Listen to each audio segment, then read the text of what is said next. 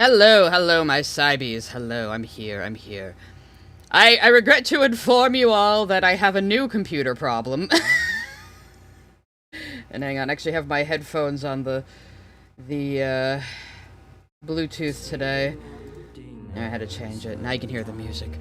So, I've been getting a random blue screen while using Chrome.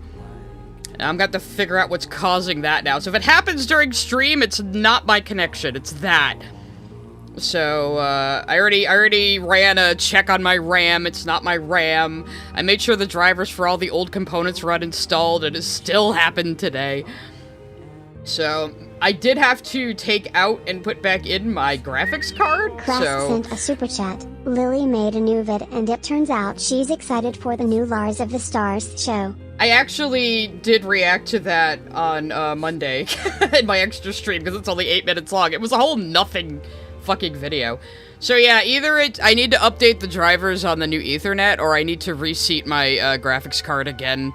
So yeah, but Cinder the Deer sent a super chat. Tech issues forever, baby. that's my life apparently. That's my life. And this wasn't happening before I installed the new shit. Well, yeah, I have Firefox open right now, just in case we need the internet today. Sent a super chat. Use Firefox like an adult. I don't know if it's just Chrome in the browser, if it's when I'm playing a video that it happens. If it's from playing a video, it might be my graphics card needs to be reseated. My RAM is fine, so it's either that or a, turn this down a little Scoony bit. sent a super chat. I'm using Chrome, well, there's your problem. Shut up! I know, alright? But, yeah, so if it's when I'm playing videos, it might be that my graphics card needs to be reseated again. So I might have to pop it back out and plug it back in again. So, but I won't do that now, of course. So, I don't know. I'll figure it out, though. It hasn't happened while I'm playing video games. Just when I'm playing videos in Chrome, I think. So, yeah. I don't know what's leading to this problem. It has to either be a driver or a hardware issue. Okay, so now, of course, Kaiser has sent me something.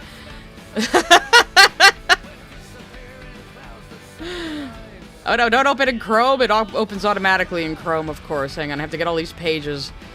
It's another Dustborn joke.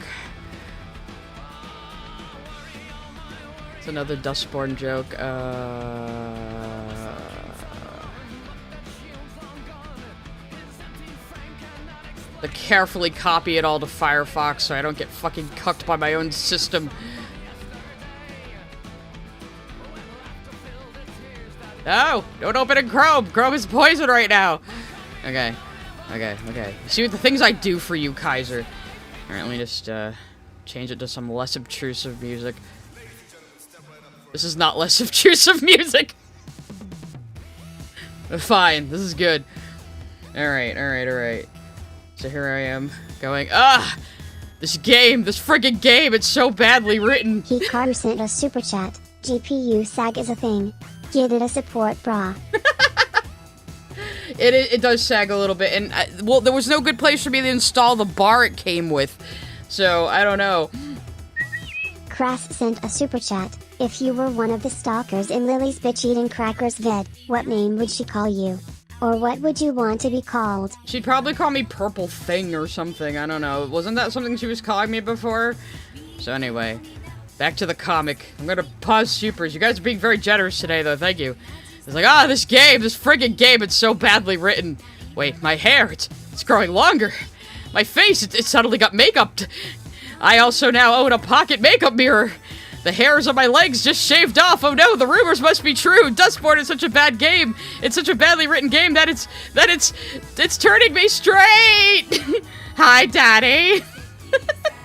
This is just because I was like adamant that I was going to try to romance Theo because he was like the only tolerable character. You can't even choose who to romance.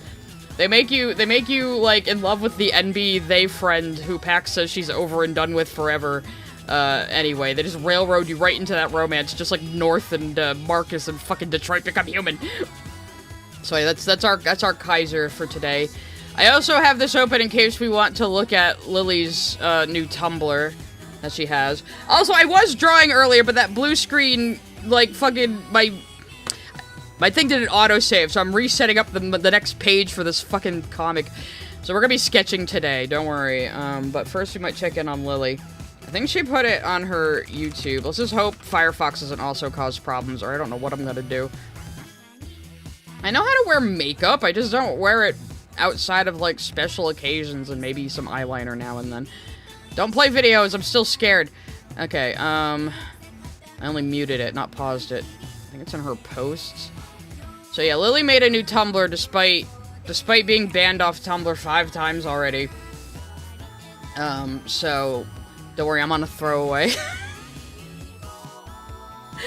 So yeah, she made a new Tumblr because she just can't resist having, like, the ability to send herself anonymous asks that she can then answer with, like, a prepared speech. You know? So... And already she's bitching about Courtney. So much for the name change and distancing herself from her old persona. Jesus Christ, she's like... God, she was, like, just fiending for Tumblr, wasn't she? She's already posted so goddamn much. It's non-stop. Clickety-clackety clackety-clack. I think I showed that image in, Malcolm's server the other day. Hang on a second. Hang on a second. Hold up. Here we go. This is Lily's, married life now. You have McKay in the background going, "Are you winning, hun?" And this was years ago somebody drew this shit. It's perfect, though. Oh yeah, I still have the supers pause, I'm sorry. Bylonic sent a super chat. I like makeup, but it's so much work to put on. I don't bother with it every day, you know.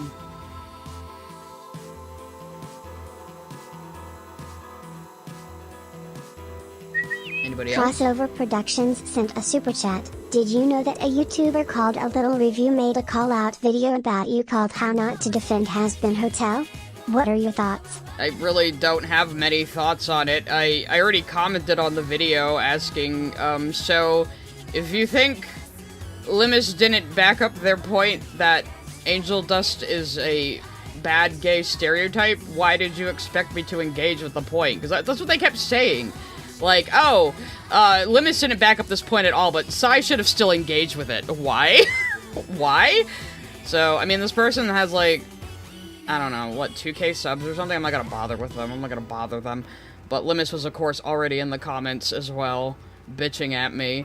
And now it turns out, I think, Blackish, actually, is now gonna be doing a video on Limis, apparently. I think the little... Oh my god, you gave me a virus alert, Blackish. No, it wasn't him. Or was it on his other one? Or was it on his Twitter? I don't know. Where was this image that he's going after Limis next? He has a second channel where he puts videos that just have rape in the thumbnail in big letters. What a classy guy. Alright, let's find your Twitter, my dude.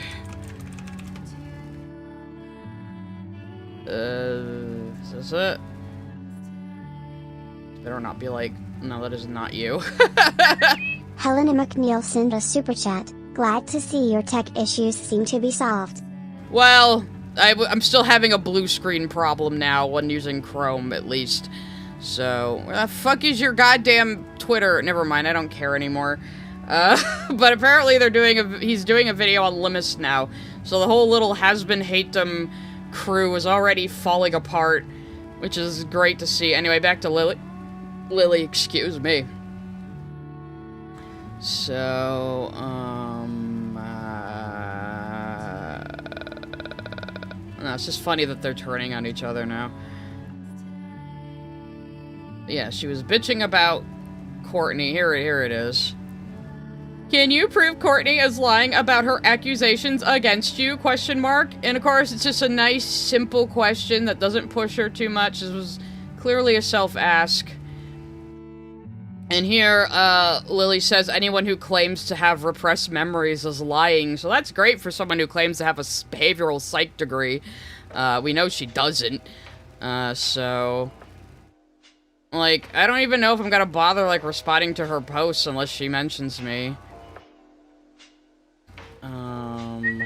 Igor sent a super chat. What's a grifter? Always a grifter. She's not even a good grifter. Didn't you literally just say you were looking at Rebecca's latest SU project with a clean slate and no longer judging her based on past shows? Clean slate means getting rid of previous biases, you abusive grudge-holding bitch. This probably wasn't a self-act. So good job on immediately going back on your word, I guess. Good critics don't hold grudges. Neo-Nazis and hate-stalking anti-Semites, however, hold grudges until the day they fucking die. Yeah, that was another thing. Nostalgic Nerd 90 sent a super chat. Blame Dinkelberg for the issues. Dinkelberg. But yeah, so in that video, if you want to go back to my Monday stream and watch it, in that video, Lily says something very odd. That people will accuse her of automatically going to hate Lars of the Stars because anti-Zionism. Now, did she mean because it's coming out on Amazon Prime? And people are like, Amazon is a Zionist company. Or is she using... Did she mean anti-Semitism, but she said anti-Zionism because she's one of those people who uses anti-Zionism as an excuse to be anti-Semitic? And she just had a little bit of a Freudian slip there. Or does she think Rebecca Sugar's a Zionist? Is that going to be her new thing? After calling the Jewish woman a Nazi, she's going to call her a Zionist now? Even though she's fucking American? Yeah, okay. Okay. So, what else? What else? And of course, replying to her own wife who now lives with her on social media, which is just weird. Oh, they're all... people are asking her about this news story she's writing about two siblings who end up taking care of an orphan child. And it's totally normal, guys.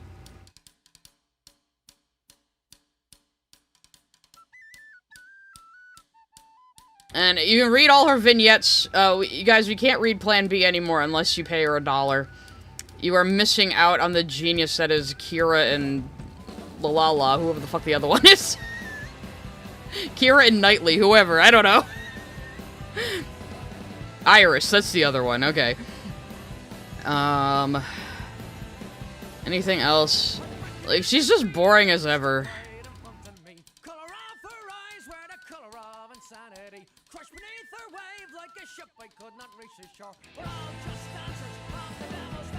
You know, dead air, dead air, dead air. Why are you using the guy who tormented himself with forbidden lust to protest people telling you about these are siblings? I don't know if that sends the message you think it does, Lily.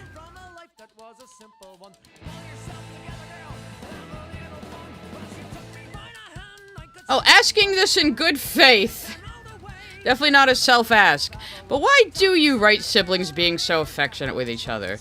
Story reason. Writing characters who love and cherish each other, regardless of their relationship, is emotionally healing. But why does it always have to be siblings? Philosophical reason. I fought, bickered, and argued with my brother and sister a lot as a child, oftentimes dismissed or even encouraged by our parents. In both cases, that had catastrophic consequences. My brother turned out to be a self-absorbed douchebag, my sister became controlling and abusive, and I became someone who was starved of care and affection. Love me! Worship me! My attempts to repair these relationships over the last 15 years have been colossal failures. When the fuck have you ever tried to repair your relationship with Courtney? I mean, you always bring up that she tried to reach out to you in an amicable way first.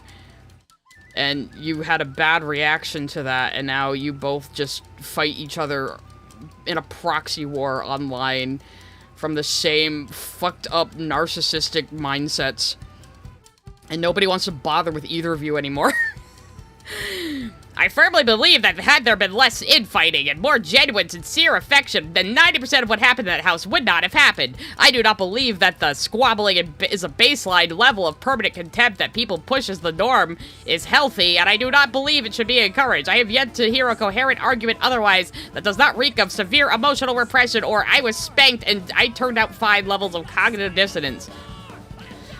Nah, Lily, that doesn't, like, that doesn't explain all of your references to incest, though. Like, the constant oppressive references to incest in, like, every single video. You mention it obliquely in some way. Even in the Lars of the Stars video, she starts it off saying, I'm writing a dissertation on enmeshment. And, of course, she thinks enmeshment can be, like, a healthy trauma bond between siblings. And only siblings. She never focuses on enmeshed parents and children, which is much more common. So, she doesn't mention me at all, but she blocked me already, of course. That raises a question. Why do people get so bent out of shape about siblings cuddling, but have no problem when it's two best friends? Because it's weird for siblings, and also I don't, like, cuddle my best friends. I'll sit next to them closely on a couch and hug them, yeah, maybe, but not cuddle. That would still be odd, you know? Igor sent a super chat. How long before she gets nuked for breaking dose? I don't know. Unfortunately, you can't report for, like, ban evasion directly, but, she'll tell somebody to kill themselves at some point, and then she'll get banned again. That's the thing, most people don't get bent out of shape. If you saw two siblings cuddling and accuse them of being incestuous, most people would say you're the one being gross and inappropriate. I mean, maybe if they were, like, 8, but if I saw, like, a grown-ass brother and sister, like spooning and canoodling all over each other, I would have concerns. The people who get bent out of shape are the ones with the weird hang-ups about affection, because Lily would know a lot about affection. In the same way that people who are obsessed with not doing things that are gay are the ones who are uncomfortable feelings that they're trying to avoid thinking about. No, Lily, that's not always the case. You can't just say, oh, this person's secretly gay, that's why they feel that way. Super chat. Lily has a lot of narcissistic traits for sure. The constant need for external validation. Classic hallmark. Oh yeah, and she just sees other people as tools to fulfill her emotional needs. Crass sent a super chat. Lily was right about one thing. Dewey wins is a horrible episode. And shows that Lion didn't care that Steven was in danger in space because he was as selfish as Connie. Screw him. Okay, on that, though, how much does Lion actually understand? Like, he's still a lion. I don't think he really has human-level intelligence. But yeah, but saying Dewey wins sucks is, like, not a new take. Most people, even the fans, think it's bullshit that we went from, like, a hype on Homeworld to a Townie episode. And Lars was just killed to give, like, fucking Steven a warp back home. Because, like, it's, like, set up so well. We have Yellow Diamond looming over them as they fall into the bowels of Homeworld saying, you're on our world now. And then Lars and Steven just meet some weirdos in a cave, and then Lars dies, and then Steven goes home. Like, imagine if the episode had instead been Lars and Steven having to navigate their way around Homeworld, and they're, like, scaring the locals like escaped zoo animals. That's how I would have written it. But I also would have cut the off-colors of the whole Lars of the Stars thing in the first place. But as I've been joking, Lars of the Stars is the show that fucking Rebecca Sugar actually wanted to make. They had this, like, idea from almost the beginning in the production, if you look back. Like, they had a huge on the timeline plan of the show that Lars is gonna be a space captain, because they're so enamored with this fucking character for some reason. Oh, and thank you, Shark Jumping Walrus, for the 10 gifted memberships. You can see the chat's getting all sparkly. That's the effect it has now. It only fires once, though. I wish it would fire 10 Crass times. sent a super chat. When Lion made up with Steven, I kinda wanted to see Steven beat him up the way Quagmire did to Brian and Quagmire's dad. Again, he's just a cat, you know? And he decided he's Connie's cat now. Cats do that, man. Cats be like that. And Lion has been nothing but a complete cat the entire time. I remember watching SU with somebody. Oh, hang on. Spoons and Jam sent a super chat. You know, her obsession around friends falling in love is always better starts feeling icky when you remember how she's gotten each of her romantic partners. They didn't even start out as friends. They started out as fans. That's even worse. You want to talk about a power dynamic. But yeah, I was watching Steven Universe with someone who was just kind of interested in why I was so obsessed with it. And she was like, you know, I appreciate that Lion acts like an actual cat and isn't like the Disney thing of every animal is a dog. You know? And it's like, yeah, you're right. He does just act like a house cat, which is really funny. But yeah, so yeah, but season 5 has all sorts of fucking problems because, again, the show was getting canceled and they were cramming it. They had to cram in their Blorble, Lars, and Sadie's ultimate stories and waste time on fucking that. I'm cautiously excited for Lars of the Stars. I mean, I would love to get more gem lore, that's for sure. I hope we don't get, like, a precise origin for the diamonds, though. I hope it's still kind of a little mysterious. But the art book has always put the thought in my head that the diamonds kind of hatched from Homeworld in some sort of cosmic confluence. It was just the perfect conditions for them, so they did come about organically. But gems themselves obviously are a creation of the diamonds, so, you know. But the whole, like, oh, a long-lost civilization made them, I find that more boring, actually. I mean, I could go either way, but I kind of find that idea a little less appealing than just they basically just hatched from Homeworld like a fucking egg, you know? Because the conditions were just right. Alright. I should probably just get on to drawing. Oh, sure, she can bitch about zoomers, but when I do it, anyway. Well, so far, so good. No fucking blue screens. I'm just gonna have to, I don't know, I'll update drivers and stuff. Because, again, I ran a test on my RAM, and the RAM was fine, so it's not my RAM going. But this problem only started after I swapped the component, so it's either a driver or I've got some hardware installed badly. Super chat. Is it me or are gems basically golems? Kind of. Sugar has described them as solar-powered robots, which makes a lot of sense because they absorb light through the gemstones from stars. You know, the sun is a star, duh. And their bodies are like a projection from the gemstone that's like hard light. So they're like video game characters. They're like video game models. Oh, you also have a Wani reading for me? Aren't we greedy today? Okay, hang on. Now, is this Inko or Olivia talking? Damn it, no, don't open in Chrome. Open in Chrome in case it's Chrome that is broken. So wait, is this... I could do it both ways, actually. I could do it as either.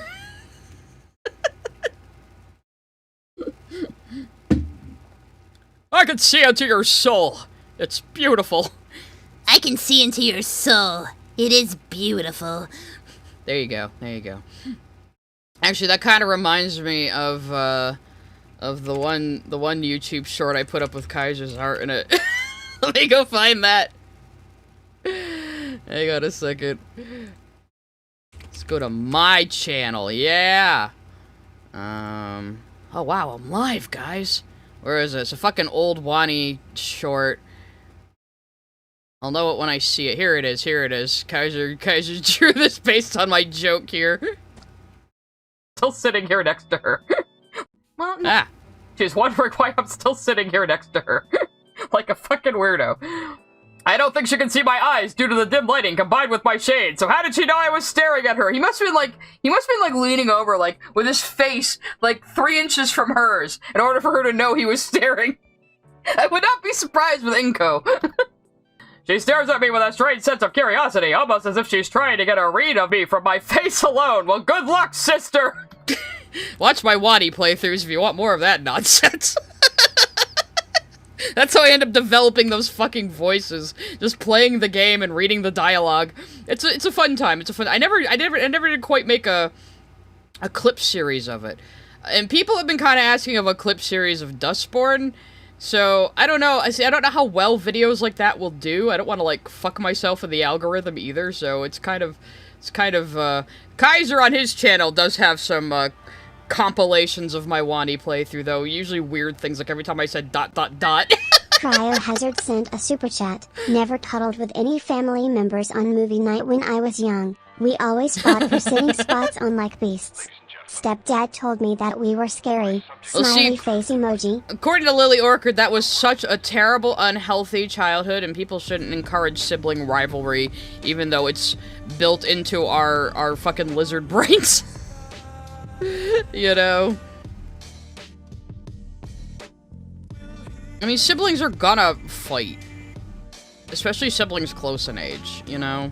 Like, my brother and I have a very good relationship these days, but we were hellions as children, of course.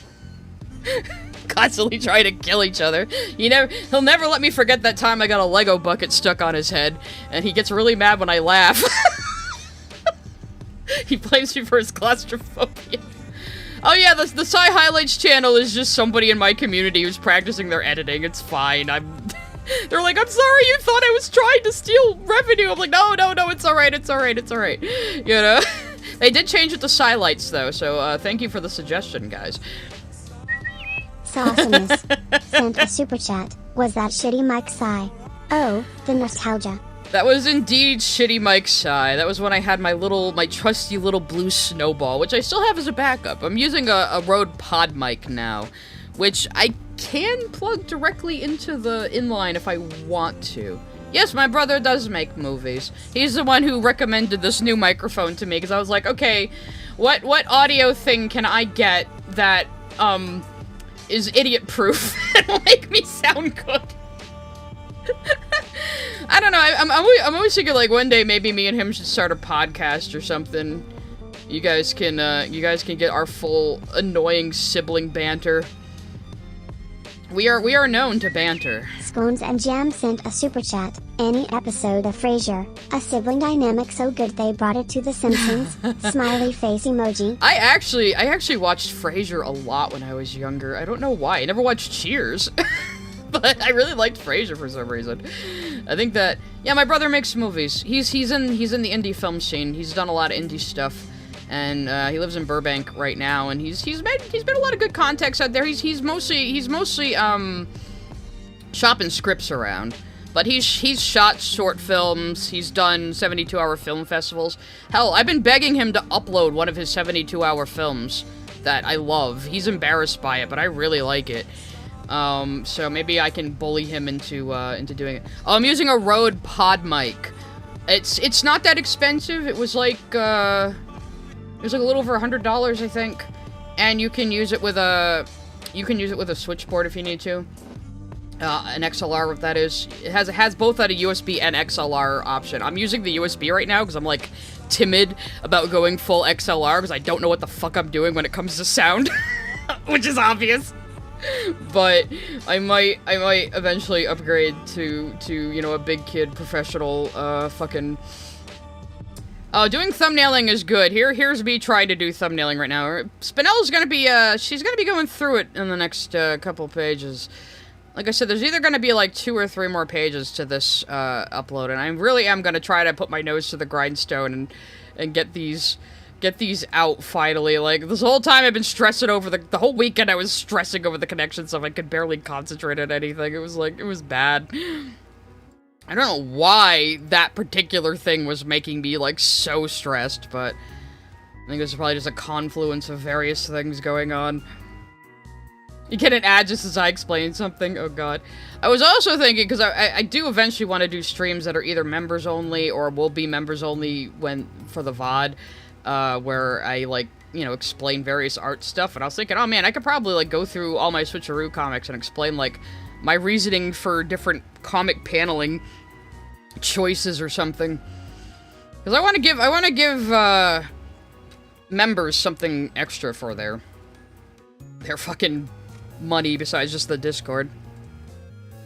So we could do, like, some teaching streams, like how to do a streaming setup, how to do various art things. I might do, like, redlining streams where people can submit, like, their drawings for me to redline. Oh, it was you, HD Fies, that did the Sci-Lights. Yeah, you can take credit for that. So yeah, so either I would stream them members only, or I'd stream them to everyone and then make the VODs members only. So I haven't quite decided which approach I want to take yet. And then I might use some of that for shorts as well, So, I'll only criticize your artwork if you ask me to. That's the whole point of sending me red lines. So this was gonna be the panel where I had Spinell, like, squeezing the railing here, which I started this drawing, and then I had that fucking blue screen problem. It is so weird, because the blue screen of death only appears on one monitor, and then the other monitors are fine. And again, it seems to be only when I'm using Chrome. So, I updated Chrome, I made sure all the old drivers for the old Wi-Fi card were gone. I might have to update Windows and the the fucking Ethernet I just installed. Because, like, I tried updating its drivers through the device manager, and it said they were already up to date. But then Avast keeps telling me, oh, the driver's out of date, though. There's a new one. Let me install it for you. But then Avast kind of fucks it up sometimes. So I'm like, ugh. Stream-free VODs members. Yeah, that could be a good way of doing it. So if you want to rewatch the VOD, you know, you can pay for a membership. So, yeah, that could be a thing to do. And then I could put those, I could somehow also get those up for Patreons. Probably through Vimeo, it would have to be. I don't think you can upload something that long onto Patreon. Honestly, maybe I should just close the Patreon. I barely use it, I don't know. Yeah, I did do that. I did do a scan, Theor, and it found a corrupted file and fixed it. So I thought that was the end of it. But then it happened again last night and again today. So, it might be the new Ethernet card that's causing it? I'm not sure. So, yeah, if there is a Windows update, I'll update Windows. I'll just keep fucking with things until it stops happening is really all I can do. But it's definitely less of a problem than my fucking connectivity errors, so I'll take it. I know there's another one you can run, some other diagnostic you can run through the command prompt. I might have to, like, I'm gonna be screwing around with it again tonight. Sent a super chat. In related news, Jinx Monsoon was recently in a Broadway version of The Pirates of Penzance with David Hyde Pierce, and the kid who did the singing voice of Austin on Backyardigans. Jinx Monsoon and David Hyde Pierce in Pirates of Penzance sounds fucking amazing. I might have to look that up. Holy shit. That sounds great. I can, like, imagine it. I'm not familiar with the Backyardigans, unfortunately. I mean, I've heard of them, but not much beyond that. Niles was in Hellboy? I wouldn't be surprised. Niles is David Hyde Pierce, by the way, if you didn't know, or if you're unfamiliar with the Frasier expanded universe. I had such a good sketch earlier, too. God damn it. You come here to hear of my woes, I'm sure. Oh, you're watching Dunmeshy? Awesome. The second season's gotta be out soonish. I really should start cutting that VOD down. I wasn't sure what I'm gonna do for my next edited video. Might do that, because the next season's coming out soon. And of course, we have Has-Been Hotel next month. So, I should cut down Artie's stream, too. And I'm sure she'll have to make herself another tray of brownies over it. I'm not liking this angle. Oh, the other thing somebody suggested on Monday, which I think I might do, because I'm really excited about Knights of Guinevere. And maybe we'll do some streams, like, discussing the episodes as they come out. That could be fun. We could do that for that. Maybe we could do that for the new Has-Been season. Obviously, I'm not going to play the whole... Because instead of playing the episode and reacting to it, I think what we'll do is we'll just discuss the episode on stream, and I can show maybe brief clips and pictures. So maybe for Knights of Guinevere and Has-Been Season 2, we'll do discussion streams. Because why not? That sounds like fun. Maybe even when the next Dunmeshy season comes out, we can do that. If that's something you guys would be interested in. Because, I mean, I do like to talk a lot about art and media and analyzing things and what they mean. And, yeah, so for those 3 shows, why the hell not? Because, a lot of people were doing that when Severance Season 2 was, premiering. A lot of people made analysis videos right after the episodes or had discussion streams right after the episodes, and I found that a lot of fun. So, well, again, it wouldn't be a watch party because I wouldn't be playing the episode. It wouldn't be a react. It would be, we've all watched the episode and now we're discussing our thoughts on it. That's more of what it would be. Dana_Brain sent a super chat. Sci Indie Book Club, let's go. You can join the Discord if you are a channel member or a, oh, you got it? Yeah, all you really have to do is integrate your YouTube account and your Discord account.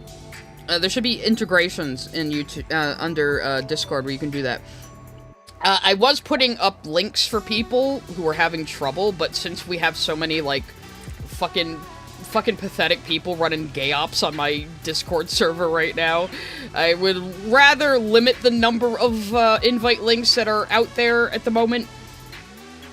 Oh yeah, Severance is so good. A super chat. I need to watch Dungeon Meshi. Is it good? I just rewatched Grown Ups last night. Dungeon Meshi is very good. It's very funny and it's very wholesome. It's basically about a D&D group who are making their way through a dungeon and they're eating the monsters they find along the way for sustenance, and there's like extensive cooking scenes and explanations of how the food is prepared, and it's very cute, and it encourages, like, it aims its sights directly at Japanese work culture, and basically the main message of it is getting enough rest and food is good for you. Krask sent a super chat. If you're wondering, David was Major General Stanley and Jinx was Ruth. That sounds great. That sounds amazing, actually. Some last name sent a super chat. If we have a Cartman in real life, it were ULDBCD. No, it would be that kid that's stalking Anthony right now. Oh shit, we should talk about that, because that stream last night was so fun. But what was I saying? God damn it, I lost my train of thought now. Oh yeah, Dungeon Meshi. So yeah, basically the ethos of the show is eating well and getting enough rest will make you more productive in the long run. That is basically the main message of it. But it is very fantasy heavy, and it's very fun, and the characters are all fun. It's a good show. It's the newest non-anime fans anime. You know, before that it was Bebop, and after that it was Attack on Titan. Now it's Dungeon Meshi. Oh, I still need to watch Freerun.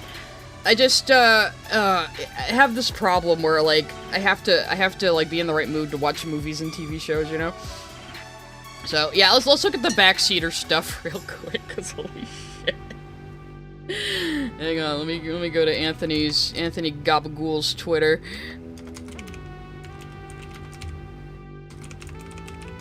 Is the baby born? I know the baby was due soon.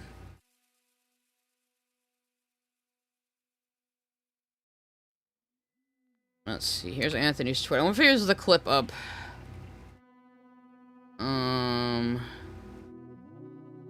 Wait, why am I only seeing, like, wicked old posts from him?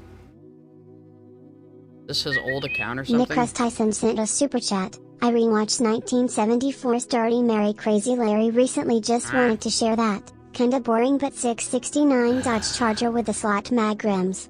Why do I need to be signed in? God damn it. Yeah, I don't think the baby's born yet. Hang on, let me sign in. I want you guys seeing my fucking sign in. Yeah, Aunt's pregnant.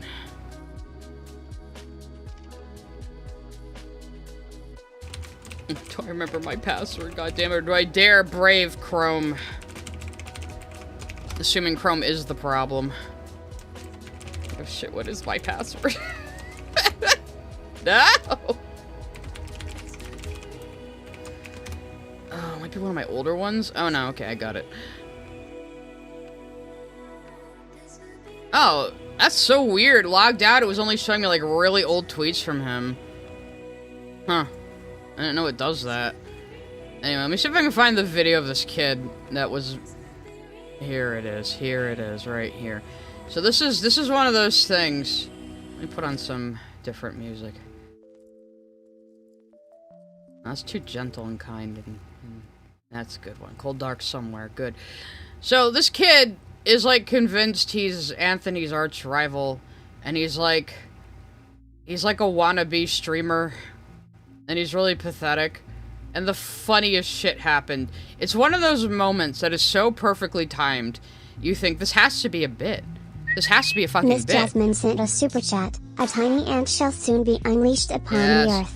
I was saying in my Discord earlier, soon he'll be able to say, never talk to me or my son again. Unironically. So yeah, so this actually happened.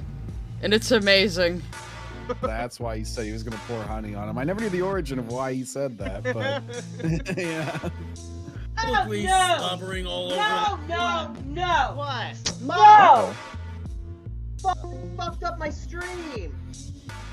You did not eat out of the pot. You just fucked up my stream! You do not eat out of my pot. So what?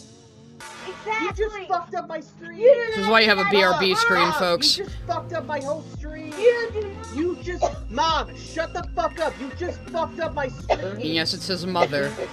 You don't eat out of my pot. I don't care! I don't fucking care! You don't... That's why he said he was gonna. Ma'am! Ma'am!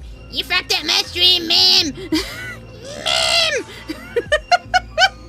Yes, his mommy came in to yell at him for eating out of a pot of food she made directly, just sticking his dirty-ass spoon in it and putting it to his dirty-ass mouth.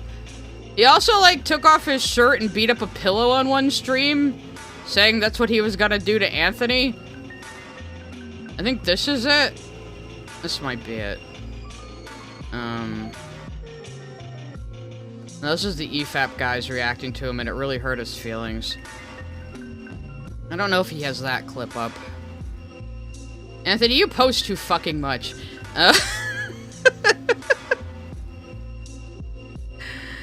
yeah, at one point the dude was like, this is what I'm gonna do to Anthony if I ever see him on the street. And he took off his shirt and started, like, flailing, beating up a pillow. And Ant was like, oh, it's not every day a guy takes off his shirt and threatens to pound you on a bed.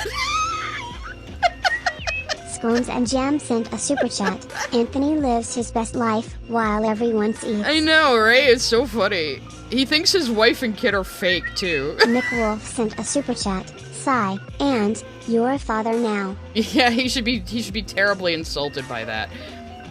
If I say Ant, you're a father. Bylonic sent a super chat. Oh boy, you do not talk to your mother like that. You really, yeah, he needed to get slapped more growing up, I think.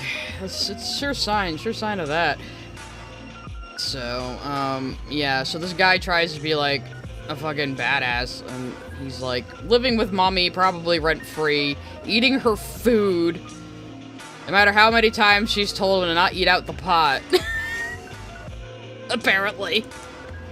This is an ongoing issue in their household.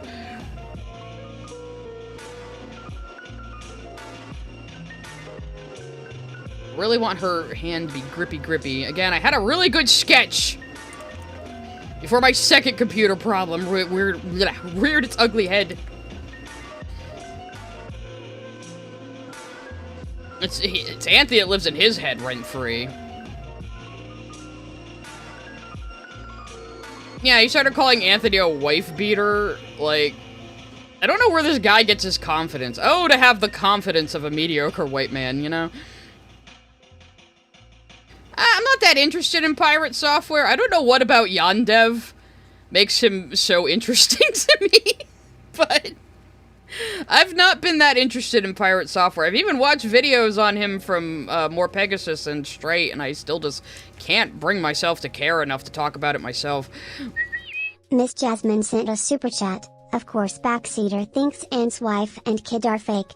Lil Bro's probably never spoken to a woman other than his mommy in his whole life. Probably. What if Spinel get a TV show? What if she's in Lars of the Stars, though? Like, what if... what if the Diamonds are like, a little travel would do you good? I can hope. I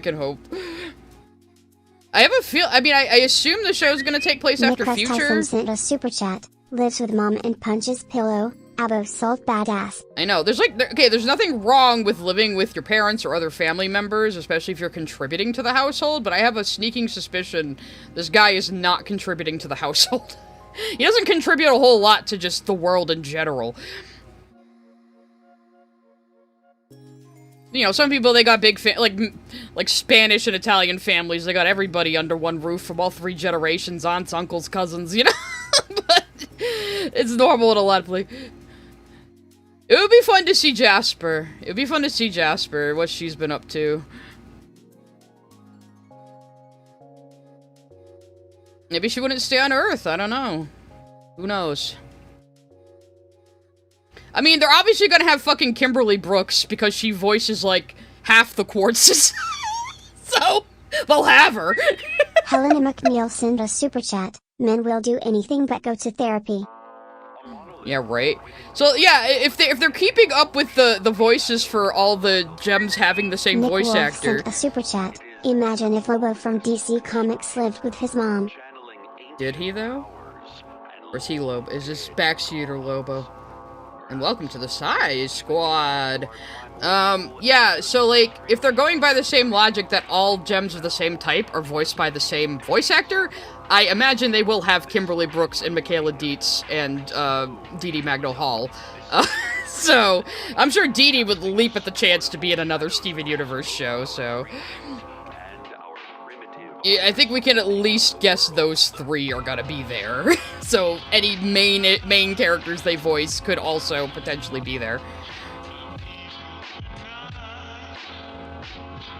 You know, at least with Future, though, like, they were pretty light on voice actors. They only had who was absolutely necessary, so you had a lot of characters that had cameos, but they had unvoiced lines, like Andy or Ronaldo or Stevani. So, you know, might be something like that. Probably why they're doing Lars of the Stars at all, so they can be kind of legally distinct from the main Steven Universe series. You know, there's probably characters they're not going to be allowed to use because of Warner Brothers, I imagine. But who knows? I guess we'll just have to wait and see. It's kind of like how, you know, you had Teen Titans, but they couldn't directly mention Batman, you know, kind of like that. That happens with weird licensing shit sometimes. Especially since the show's going to be on Amazon and not HBO Max or Paramount Plus. So, they might limit the characters that return. But they couldn't limit the voice actors. So if we have, like, other Pearls we meet who aren't the main Pearls, Dee Dee could still be there. If we meet other Quartzes that aren't our main Quartzes, Michaela Dietz and Kimberly Brooks would still be there, you know? So, we'll have to wait and see, I guess. Ronaldo squaring up to fight the Cholesterol would be funny to you. I like Ronaldo. Like, hot take. It seems to be a generational thing, though. Because Ronaldo, I recognize him as, like, a stereotype of, like, a 2003 weeb that myself and possibly all of the crew were in high school and college. So he's a very affectionate parody of a very particular time in nerddom. Especially with those fucking silk dragon shirts he wears. Miss Jasmine sent a super chat. This probably won't happen, but if Lars of the Stars takes place post-SU Future, I hope Jasper joins Lars and the Off-Colors with some Spinel appearances. Yeah, that could be cool, but I guess we'll just have to see. At least the Off-Colors will have a chance to be, like, expanded upon beyond one-note gimmick characters. That would be good. We'll probably at least get Rhodonite's backstory that they almost put in Future, where it's, the Ruby and the Pearl who make up Rhodonite kept getting rejuvenated by the Morganite who owned them. They kept falling in love every single time. They were rejuvenated like 20 fucking times or something. And then they just kept falling in love every single time. So, that would be a fun one to see. I don't know. I hate Lars and I like Ronaldo. Take from that what you will. Take from that what you will. I'm gonna put her arm a little lower. That's a bit better. Again, she's gonna be like crunching the Craft railing sent a here. super chat. Well, the Backyard Against song Into the Thick of It was a sound alike to the Tiptoe song from the Pirates musical. The genre of the episode was Gilbert and Sullivan. Gilbert and Sullivan will always be relevant. Like I love that joke in Mass Effect where Morden was part of an interspecies performance of the Pirates of Penzance. Like it even makes it to space and aliens. I like that idea a lot. Gilbert and Sullivan will last forever.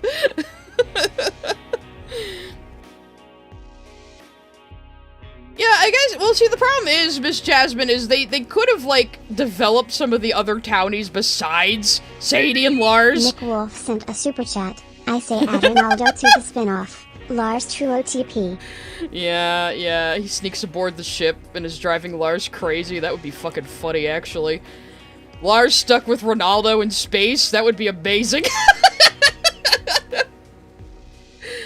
I probably dislike Lars more than Lapis, to be honest. My problems with Lapis are more to do with her writing problems. And with Lars, it's both his personality and the writing problems. So, there you go. But yeah, they could have developed some of the other townies besides fucking Lars and Sadie. I always say, like, why do we get a focus episode on Kiki Pizza when we barely know this girl? Like, yeah, she's been in some episodes, but she was mostly a background character, and now she suddenly has a spotlight episode? Like, you need to build up this character. We spend more time with Jenny than Kiki, you know? I don't know, I think the townie episodes would have been better if they just, like, people always say, well, they wanted to focus on the town and the human side of Steven's life, but they never seem to do that good of a job of it. I swear I love Steven Universe, guys. Don't forget, I love Steven Universe and can't take any criticism of it, guys. Remember, I can't take any criticism of it at all. But yeah, so, like, if they had developed some of the other fucking townies, my top tier for human, I don't usually like the human episodes, my top tier for the human episodes is Horror Club and Restaurant Wars.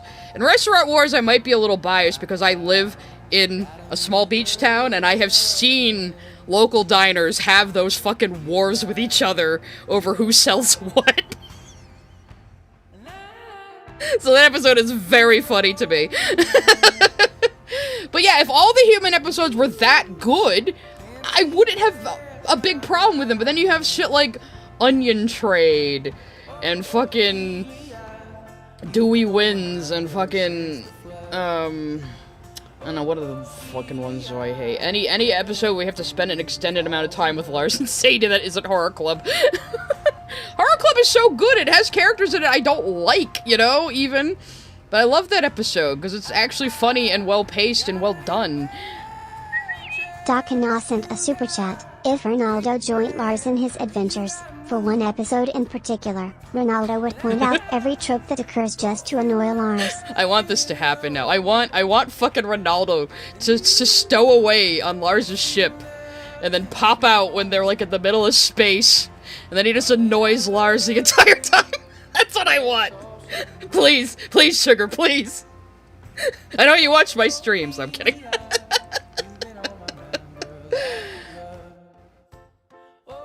I never understood why we had to have focus episodes on Onion. He's best as a shitpost, you know? So again, I love Steven Universe, but it is a very flawed show, and I have a lot of criticisms for its writing, which a lot of people, like, don't fucking understand about me, because they don't actually watch my fucking videos. You know? But, I used to get in trouble in the fucking fan circles I used to hang out in that I left because some people there were so fucking toxic. Especially, like, the fucking main cliques, the main mean girl cliques of those servers. Dana_Brain sent a super chat. Hot take. I like Lars. Until he was replaced off-screen with a Captain Haddock reference. It's Captain Harlock, not Captain Haddock. Captain Haddock would be like a fish captain. But, no, I didn't even like him then, because he has a narcissistic meltdown over Sadie living her best life without his ass. So, I only liked Lars, in his very last episode. I'm not saying that just because it was his last episode. He was actually tolerable in, Little Graduation. Though I was really hoping Little Graduation would be like Emerald showing up. And Steven would think this is something he has to deal with, and Emerald just looks at him and goes, "Who are you? I'm here for Bagara!" Points at Lars. And Steven's just like, "Oh, good luck, buddy. See ya!" That's how I would have written that episode. But, yeah. God, there was a really funny fan art, too, a while ago, of, like, Emerald fight. I'd never been able to fight it. It was, like, Emerald fighting Lars, and, she tries to use a destabilizer on him, and it, of course, doesn't work. And she's like, "Oh my god! Enemy is immortal! Abort! Abort!"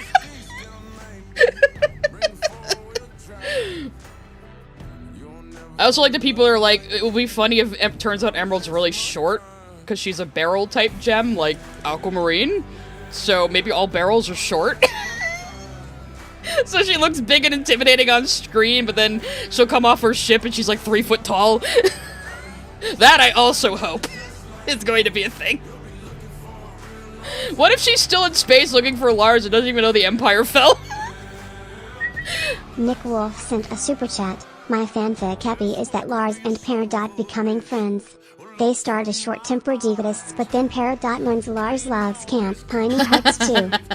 I could see that happening. I could see that happening. But, what else was I gonna say about it? Oh, even though I don't like Lars, I have had this idea of, like, what if he starts, like, a Space Explorers Guild? He starts, like, you know, the fucking Navy from Star Trek or whatever, made up of gems and humans in the future. Like, he's, like, the Nick Fury of it. That's what I'd do with him.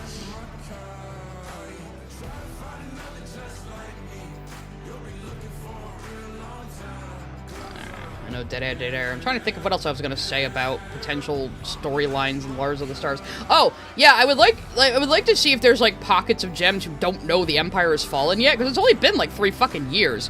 There's gotta be gems, like, stranded in places. You know, there's gotta be, like, gems who just don't know what the fuck is going on.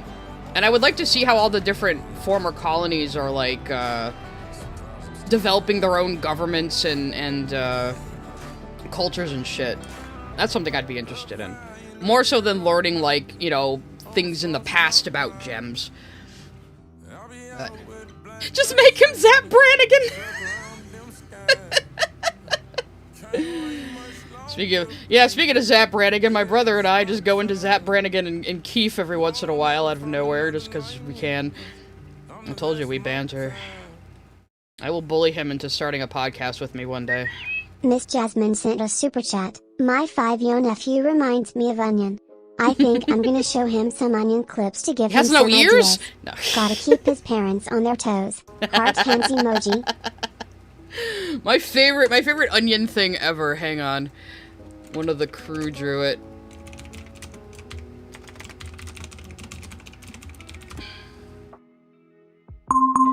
Ah, stop giving me warnings, I've asked.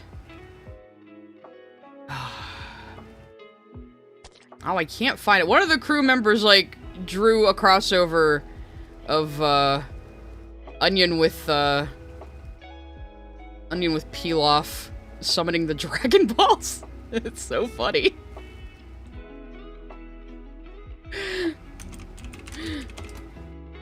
Now, the DuckDuckGo search is failing me on Firefox. How are you guys saying it's better? Oh, I can't find it. If anyone can find it, send it to me. It's very funny.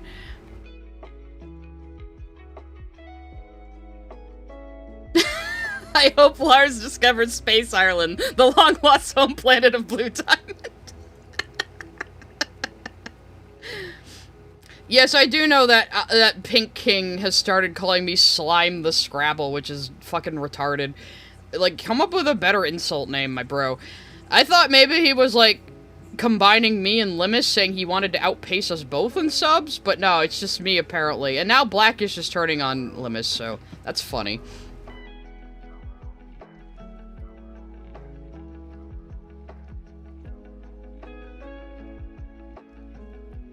See, one of my nephew's favorite things to do is quietly walk up behind people and just stand there silently until they turn around. Oh, this is why we always have, like, creepy psychic children in movies and shit. They're weird, you know? Children are strange.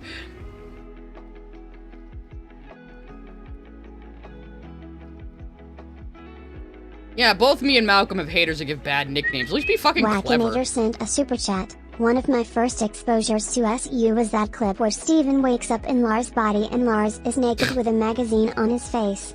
Yeah, that's an episode I skip. And they never bring up his powers to control people's bodies again, ever. Except with the fucking, watermelons, which makes sense, because Steven made them.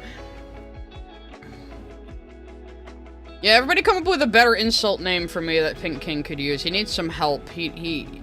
This kid now begs for subs so he can outpace me, specifically, every single video of his. And he still acts like I'm the one obsessed and I'm the one harassing him. Even though he made 2 hit pieces on me, joined a 3rd one, keeps talking about me on Twitter and mentions me in every single one of his videos now. Actually, let's go look at his little outro, whatever the fuck thingy.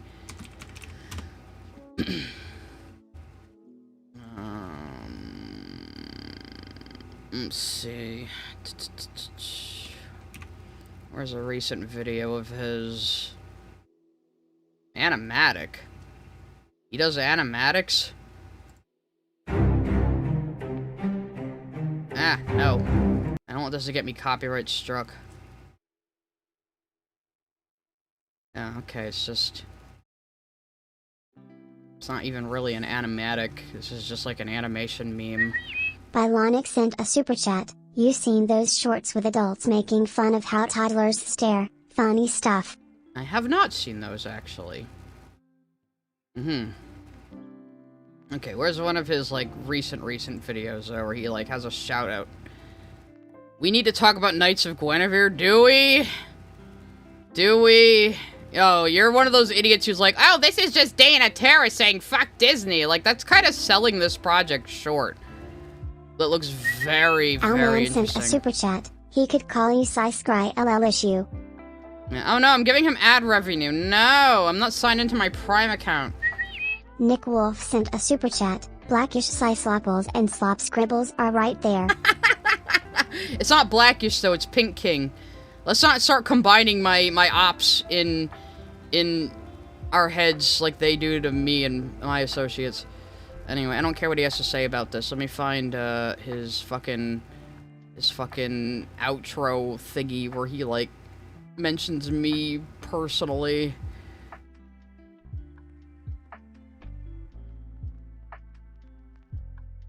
You know, it gets real when the ping tuber crosses his arms, guys. More content just like this, then be sure to like and subscribe for more content, as not only does it tell me you want to see more stuff just like this, but it helps me make that stuff for you guys a whole lot faster.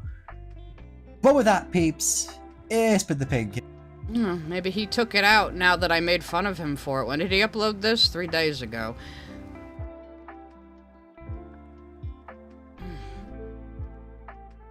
Let me see. Let's try... Actually, fuck this. I'll just go into the fucking transcript. Oh no, he puts it at the beginning of his videos. Oh, he puts a shout out to me at the beginning of his videos, guys. But he's totally... It just interrupts his videos with, like, lame shout outs to people who don't even have videos of their own. Oh, I guess this guy does. 498 videos and only 765 subscribers? Dude, what are you doing? Berserk? Then you need to subscribe right now. I'm on a mission to overtake the nasty Slime the Scrabble, and I need your help. Oh, well, that screenshot's out of date. I actually have 18.8k Jack Torso now. sent a super chat. TBH, would be more interested in an SU show where Connie and Steven space travel and develop as a couple. More episodic and laid back but wholesome. I don't think Zach Callison's coming back to a Steven Universe project. That was the thing. I really don't think he is. So, it would depend, you know. So yeah, 18.4, I'm up to 18.8 now. Update your shit, Pink King. So yeah, every single video now, he has like a, subscribe so I can beat Shaw in numbers. So, like, who's obsessed with who, little bro? Who's obsessed with who? I just, you know, I haven't even, like, mentioned you in videos again, and I don't plan to do any more videos on you unless you say something really fucking stupid about something I know a lot about. So, and all this because I plucked his video out of a hat for my first Has-Been Hate-Them stream, expressed the opinion that most VivziePop hate comes from misogyny. Notice I said most, not all. And he still went, she's talking about me! And then I watched his video and responded to the points he made in his video, which was how Alistair Has-Been Hotel should be written more like Omni-Man title screen, which is such an incoherent fucking point. That doesn't even make any fucking sense, and neither him nor Blackish can actually adequately explain it. Explain the reasoning behind, comparing these two characters who have two completely different roles in their stories and two completely different roles as characters, you know? And that's been making him piss his pants for months. So, yeah. Yeah, I think Zach Callison is pretty done with the acting business. I mean, maybe not acting entirely. He's been in a live-action show recently. I think as recent as a couple of years ago. But, Bylonic sent a super chat. Man, Pink King, that's so cringe. Yeah, right.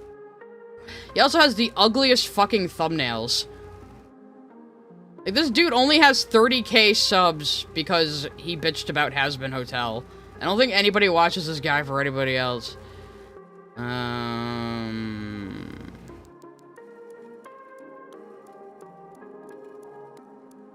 Oh, look, fucking Artis is vaguing me.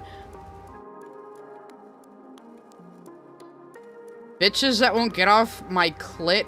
Bro, why does she keep saying weirdly sexual shit about me? I'm not resorting to calling you homophobic, Artis. You just are. I mean, you're calling me a cow. You're saying I need to Jack get off your Thorso clit? sent a super chat. Lemus is a creep and you cannot convince me otherwise. You're She right. says the most off-putting and weird crap and then acts so whoa baby when I people was looking call for her the... out. I was looking for the onion picture I was talking about earlier. No, that's the fucking... That's the fucking parody blog. Where's mine?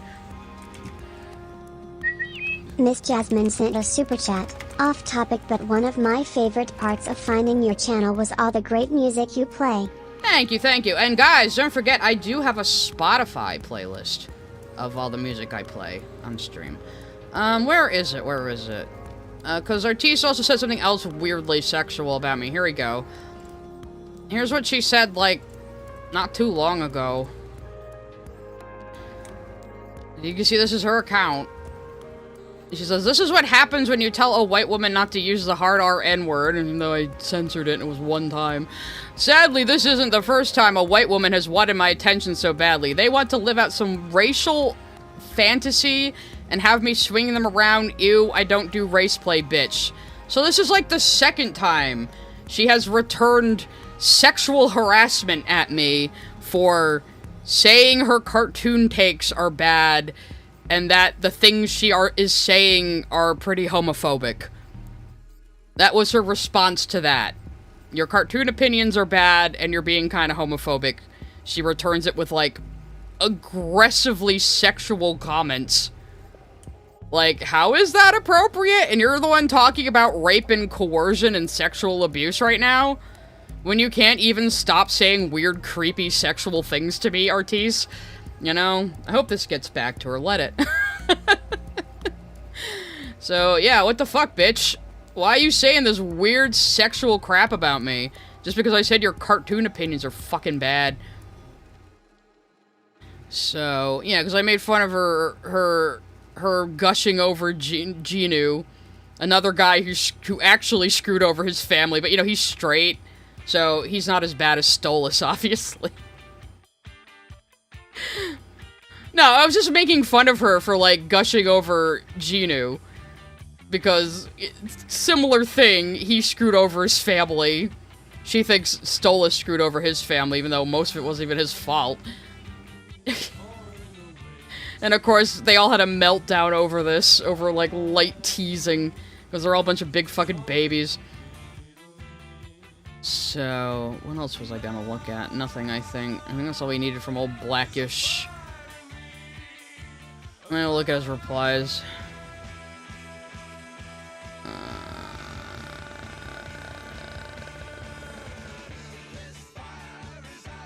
He's arguing with somebody. All I know is he's going after Lemus now, so that'll be pretty funny. That'll be pretty funny. Anyway. Oh yeah, I was gonna show you guys the Spotify. Let's just go to my main blog.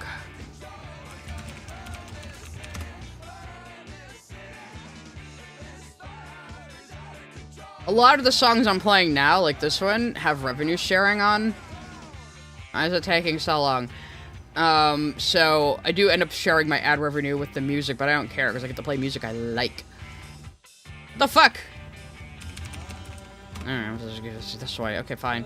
Oh yeah, that other Swap AU person updated again. I really like what they're doing. Cinder the Deer sent a super chat. It's always the Puritans who are the biggest perverts. Yup. Anyway, that's Fake Dough, the other Switcheroo artist. I love their pearl design. It's good stuff. Anyway, so, yes, if you go to my main blog, on my pinned post, I have the Spotify playlist of the weekly art stream. Oops, shit. I was just trying to open it. Can I go to Spotify, please? Okay. Don't open it in the program right now. So yeah, so I have all of the music that I play on stream. I think I have one song that I had to take off on here still, just because it did ding me for copyright. The song Without You remix. I really, really like that one. It's unfortunate, but it did ding me, so I had to take it off. So this is all of the music I play on stream currently. I would put it on random if I were you, because I kind of just, I mostly like just had it import my iTunes playlist. But yeah, so if you want to listen to any of this sweet, sweet music, sorry. Ironic sent a super chat. She complains you're bullying her, but this actually harasses you. Ew. I know, right? Like, oh, I'm bullying you by critiquing your video you put out. But, it's not harassment to say weird sexual shit about me. So yeah, I've also thought about putting up, like, a lot of the electro swing I like in a Spotify playlist because, you know, a lot of the stuff I listen to while working on Switcheroo stuff. So I might do that as well. So I might make a few playlists. But yes, so if you like any of this music, please go check it out. I like giving these artists, attention. A lot of this, like, these here, this red thing you're seeing here, this is from the Kind Words soundtrack. It's like a little game where you can give people advice through anonymous letters. It's really cool. And then a lot of Dated, who I've played on the stream forever because his music doesn't ding me and I really like it. So yeah, if I find cool music that I can play or has revenue sharing, it's like I added in some Flogging Molly recently because I had revenue sharing. I added in some Shabuzi recently because I had a revenue sharing, and Sad Face. So yeah. So if you ever want to listen to that playlist, right here on Spotify. And I don't get any money from it. I just curated it. Nothing much, Tyler. We were talking about my ops a bit. We were talking about how I'm having an additional computer problem that luckily hasn't reared its head during this stream yet. So it only seems to happen once a day. I just have to figure out what the fuck is causing it now. Probably drivers, because, again, there was no RAM problem. Just, I keep getting this random blue screen of death on one monitor when I'm using Chrome. It's very odd. I updated Chrome, too, so... And I made sure that I got rid of the old drivers from my old Wi-Fi card. And any other, like, old drivers for networking, so I don't know what the fuck is causing it. Risk of Rain 2 soundtrack. Maybe. Game soundtracks are usually pretty safe to play in videos and to play on stream. What's exciting is, like, YouTube has started rolling out, like, music licensing. There's a few songs you can just buy, and it'd be like, okay, you pay this amount every time you play it in a video or whatever, or every time you use it per video, which I'm happy to do. If I could just use a song I like and pay $5 to have it in a video, I'll do that. What pours? Not a whole lot. We're just doing a yapping and sketching today.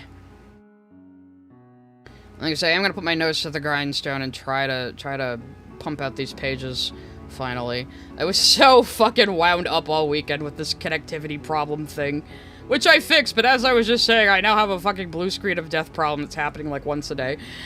So, that's not good. And I already fixed some corrupted files, so I have no idea what the fuck is going on. God damn it. It might just be I need to reseat my graphics card, though, because in order to fit the new Ethernet in to its PCIe, I had to take out the graphics card because it's so fucking fat. Well, it's a security check kernel failure, so if it's not that I need to reseat my GPU, it's a driver problem, because the RAM is fine. I already tested it. So, I guess I'll just keep troubleshooting it until it stops happening. But it seems to be only when I'm using Chrome. Kernel, not kernel. Yeah, I've looked up what causes it. So, yeah, technology does hate me. I mean, it probably doesn't help I built my computer myself, you know? you get what you pay for. Hello, Atma, how are you? So I think I'm gonna leave that sketch there and maybe work on some other parts of this. Gonna be like an Angie Spinell up in this panel. She's not gonna be talking or nothing, so it doesn't need to be that big of a panel.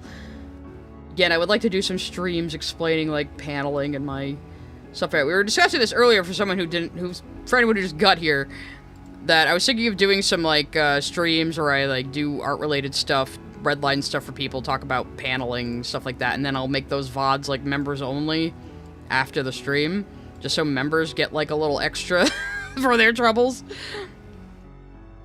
And Billy Donuts is here handing out the donuts. Good old Billy Donuts. And I was just showing the Spotify playlist for the stream, because if you like any of the music I play, it's all in the Spotify playlist, which is linked in my pinned post on my Tumblr. I wish you could pin posts on fucking YouTube.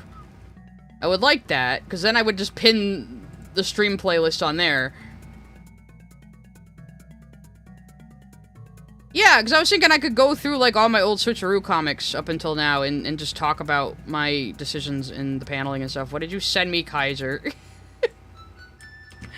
I have to investigate this. Ah! Nameless City. Why am I seeing a Peacock ad, though? Oh, here we go. Never mind. When I came on the nameless city, the ghastly stillness of an ending sleep. Oh my god, this looks like Hexen. He looked at me, chilly, from the rays of a cold moon amidst the desert's heat. And as I returned its look, I forgot my triumph at finding it. I'm really liking the retro graphics in indie games these days, huh? Well, that might be kind of loud. No, that's alright. I don't know if I'd play it though, Kaiser, so I don't want you to waste your money. I'm laughing. It looks like a mix of like fucking Riven and Hexen.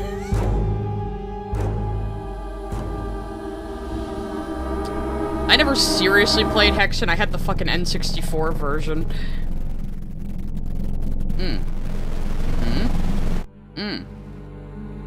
I do like my Lovecraftian shit, though, that's for sure. I guess, you know, with low-res graphics like this, a lot is left to the imagination. I think that's why, like, older horror games are scarier.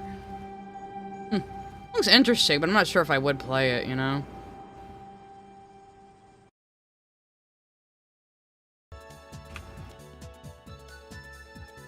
Insanity meter? What, like, fucking... Oh, what was that? Damn it, what was that GameCube game called? The famous one with the insanity meter. I just completely blanked.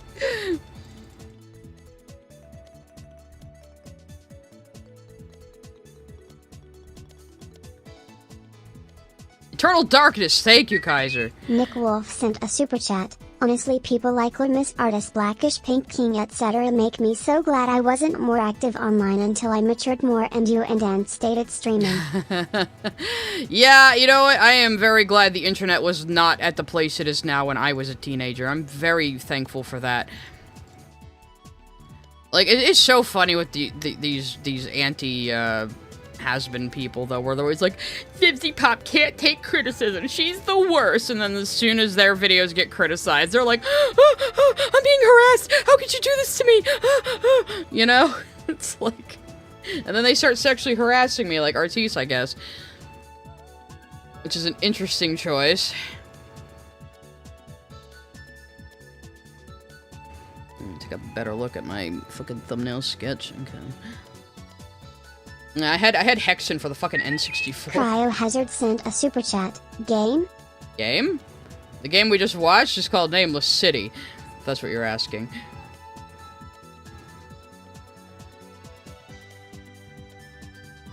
Let's see. Donkey Kong 64 and the original Super Smash are coming to the N64 Virtual Console. They weren't there already?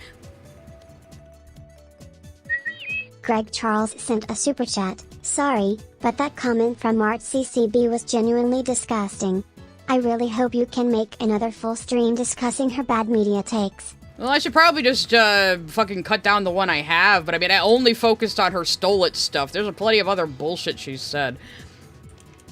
But, yeah. I don't know. I don't know where these people get their self-importance from. It's like, okay, you put out a video in public, and then I commented upon that video on the same platform in public. You know, it'd be like if I wrote a letter to the editor about something you said in a previous letter to the editor. It's pretty normal. But they get so upsetty spaghetti. And it's like, well, you're the one who put your opinions out there in public to be scrutinized by other people. So, yeah, welcome to the internet. And I use people like that as a springboard for discussing, you know, storytelling and media and shit on a general scale. You could just tell when people don't actually watch my Master stuff. Clockwork sent a super chat. Random topic. Appreciating Huntrix are supposed to be in their 20s because filmmakers knew the internet is gonna internet. Yeah, I love how they're, like, completely non-sexualized, too, in the movie, and it's the boys that are, like, drooled over openly. And a bunch of men were, like, so salty about that. It's like, oh, welcome to what women have to experience at the movies, like, forever. Get over it. Oh yeah, I love when they like, oh, you need to be the bigger person. Like fucking a bunch of Pink King's little hangers-on were telling me, just because he quote tweeted you and tagged you into the conversation doesn't mean you need to respond. You should be the bigger person.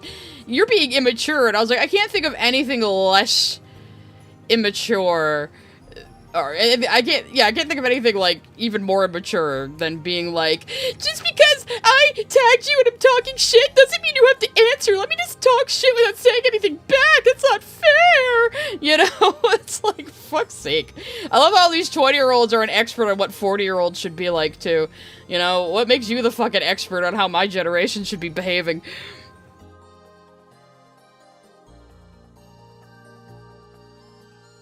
Honestly, I don't think it's really that much of a commentary that the Saja boys are, like, hot and drooled over by the girls. I think K-pop Demon Hunters is just a movie for straight girls, no matter how much they want to ship Huntrix.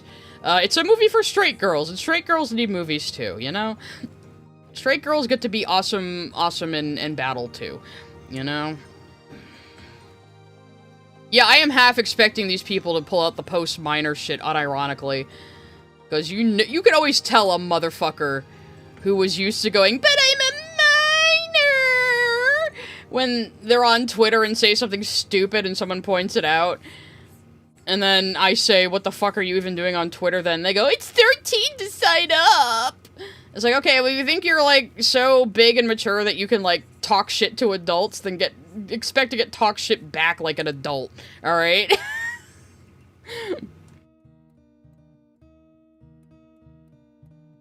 Yeah, some people don't make it to 40. That's what I keep telling these kids. I'm like, you'll be 42 someday if you're lucky. And they get really mad at that.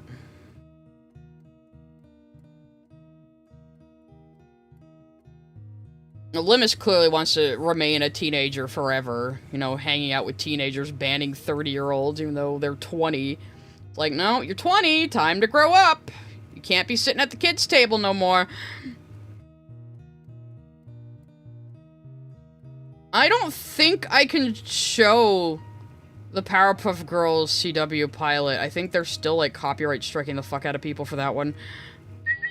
Nick Wolf sent a super chat, but Huntrix need to pay straight tax, of course. Yes, of course. As long as Casey Anthony is calling herself an advocate for the LGBT community, all straight people owe me taxes. No, I liked how the girls in the movie were varied in their personalities and body types and faces and everything. You know, it's very good. And it's very Sailor Moon inspired K-pop Demon Hunters. I saw it all over there. Like, there's no direct homages, but I could just tell. And, like, Genu is just Mamoru. He's just fucking Mamoru. Or some of you might know him as Darien. Tuxedo Mask. Miss Jasmine sent a super chat. You need to be the bigger person, crying face emoji, so they admit that they're the smaller person. They admit they're being in a hole for no reason. Exactly. Smiling face emoji. those kinds of people rely on other people being the quote-unquote bigger person and not clapping back at them so they can just say whatever bullshit they want without any consequences. So fuck you. No, I'll drag you down and I'll drag down into the mud with you and do it better than you. Bylonic sent a super chat. Whenever women drool over a hot guy, grown men go nuts. It's crazy. I know. They're like, oh, but what about us being sexualized? And it's like, Nick Cress Tyson sent a super chat. Loomis Logan's Run Discord will never not be funny. I know. And they're like, oh, 30-year-olds are creepy because that Marco guy, like, posted underboob of Nami from One Piece from a teen-rated game. And Loomis was like, that's porn. But then, like, they're talking about all sorts of weird sexual shit in their Discord full of children that they deliberately, like, draw children to. And it's like,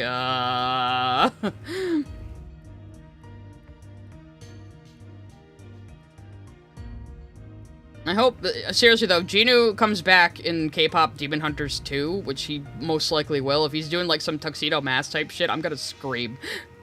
Nothing's wrong with Darien. I'm just saying Genu is just Mamoru.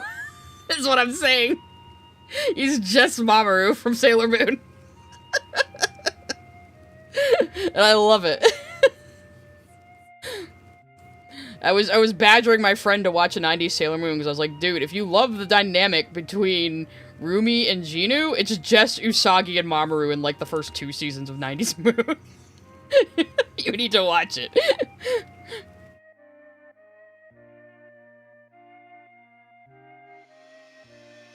Oh, Sabine here? Oh my god, you guys summoned Sabine!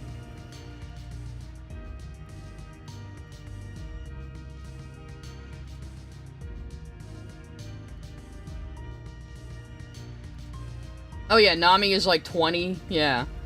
But Loomis decided because of that, like, all 30-year-olds are creeps, and they need to protect the children from them, and come to me, children, all gather in my Discord, where you can have a safe space, children. It's like, dude, even if you have good intentions, as creepy as fuck, and you shouldn't be doing that. Yeah, we could get like a Soul Eater thing going on where he's like in her sword. Because that seems to be what happened, right? Ah, they're gonna bring him back. They're gonna bring him back. How could they not? He was so fucking funny in the movie, too.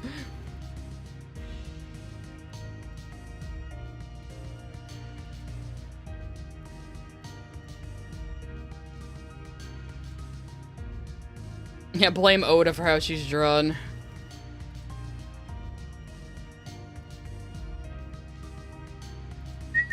Sabine Brown sent a super chat. You'll never make me pay taxes. Ah, you got me. You got me.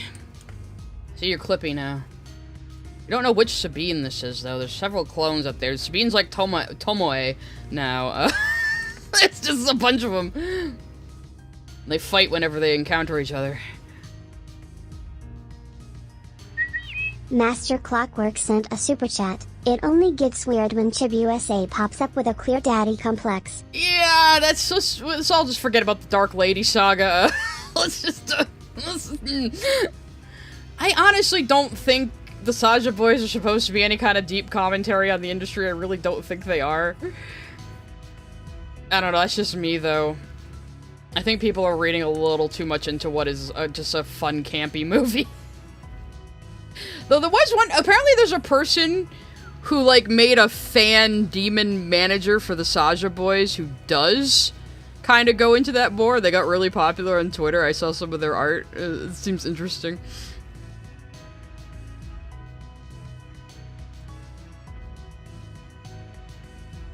And can the real Sabine please stand up? Please stand up. Please stand up. Yeah, I am excited for more K-pop Demon Hunters, because, like, I mean, my friends made me watch it, and I was like, oh, it's, you know, everyone likes it, it's probably, you know, good and cute for, like, a kid's movie, and then we watched it, and I was like, holy shit, this is actually, like, this is really good, this is, like, fucking hysterical, it's really good comedic time, and holy shit, this is actually good. Nick Crest Tyson sent a super chat. IRS, we're going to slap you, Sabine. Oh, crump with you, sweetie. Nick Wolf sent a super chat, just like the couple who couldn't watch the sex scenes in Oppenheim lest they uncontrollably leap at the screen when naked Cillian Murphy's on screen. Yeah, that might be sim related. That might be a stream react topic vote. Weird Christian reviews of K-pop demon hunters who claim it's like satanic. That might be one of your options coming up.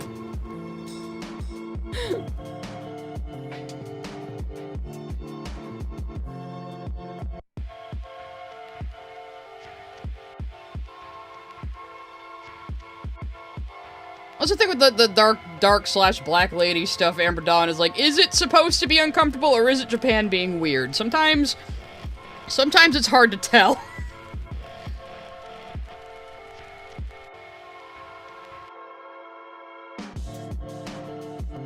I think Sabine Supers are usually only $2.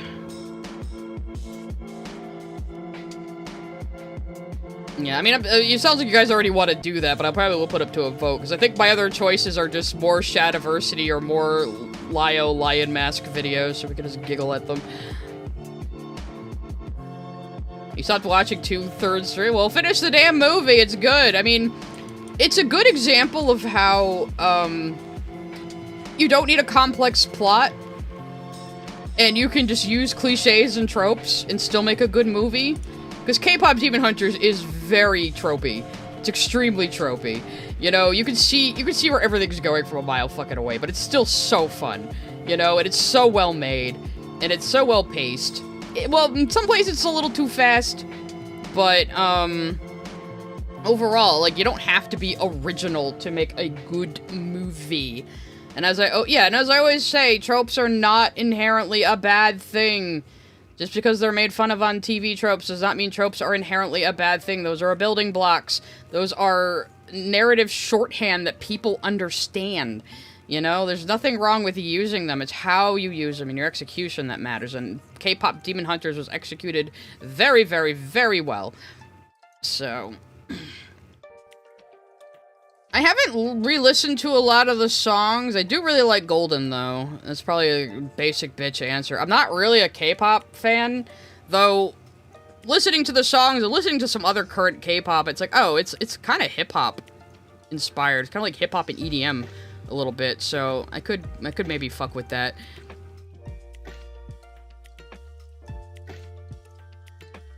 Oh yeah, it has a good measure, but I mean, I could see fucking from a mile away where the movie was gonna go with Rumi's fucking markings, but, you know, it doesn't matter because it was well done.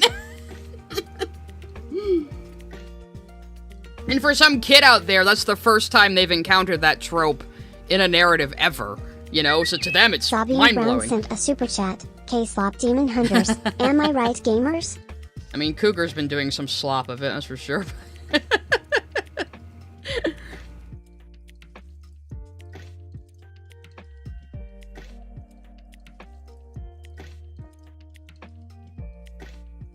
Actually, I like Takedown, too, even though that's, like, the sad part of the movie. I do like Takedown a lot.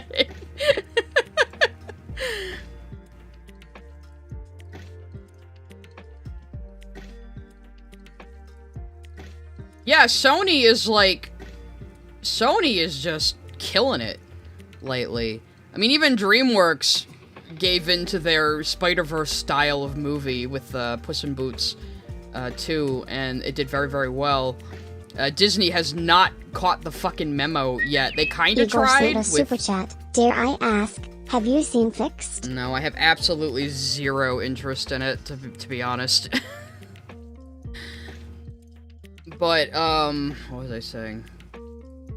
God damn it. Lost my train of thought again. Somebody remind me what I was saying.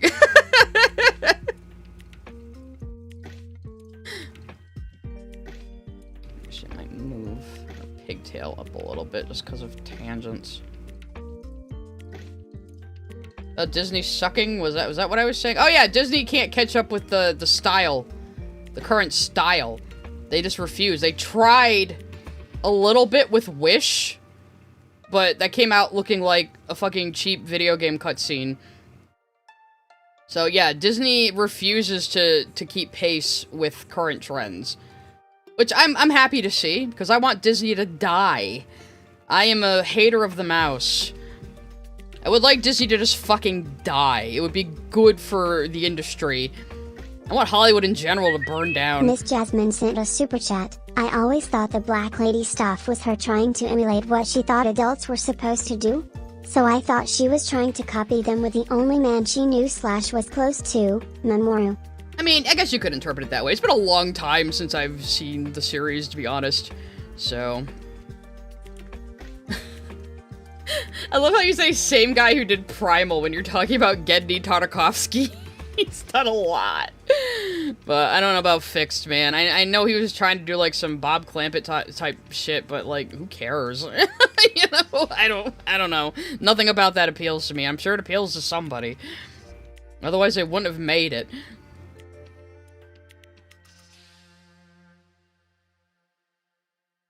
But yeah, I mean, just look, fucking Disney keeps with their stupid little blobby bean mouth style. That's so old hat now, and kids are gonna look at that and be like, oh, that's for babies. I want cool stuff like K-pop Demon Hunters and Spider-Verse. It's crazy, though. The Spider-Verse team really just fucking gave 3D animation such a big kick in the pants. And then they outdid themselves with Across the Spider-Verse, and I'm really excited for Beyond. And that's the other thing, I didn't give a shit about Spider-Man anything before those movies. Like, that's how powerful they are. Like, I knew who Miles and Spider-Gwen were, and I know basic things, but I didn't give a shit about Spider-Man at all. Until those movies. Well, I think Fixed is an adult animation, isn't it? Yeah.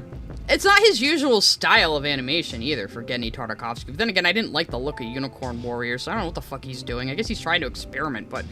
I don't Master know. Clockwork sent a super chat. My only criticism is we needed more of Rumi and Celine.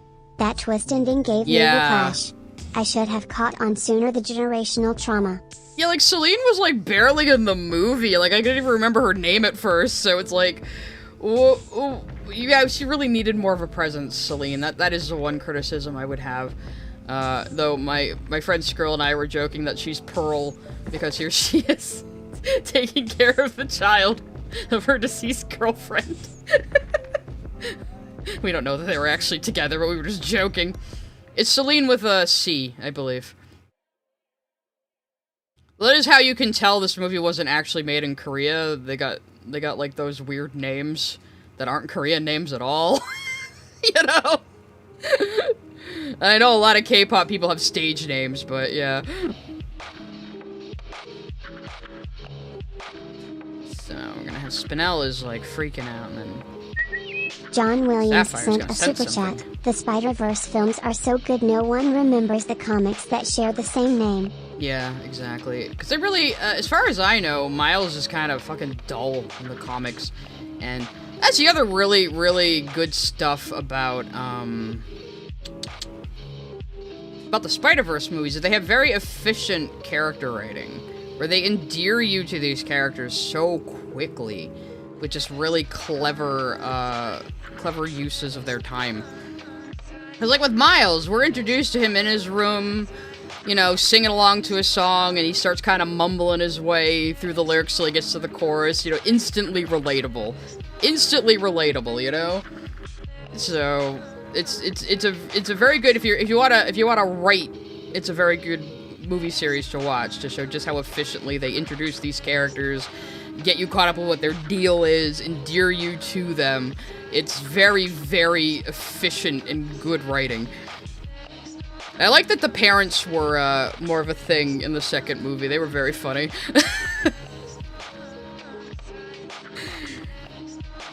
Like, you don't even have a driver's license yet. Neither does Mom. That's because we live in Brooklyn and we plan to never leave.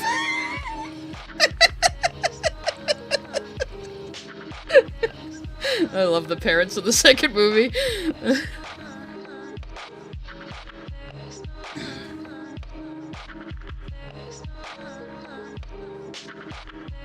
Listen to videos reading Homestuck.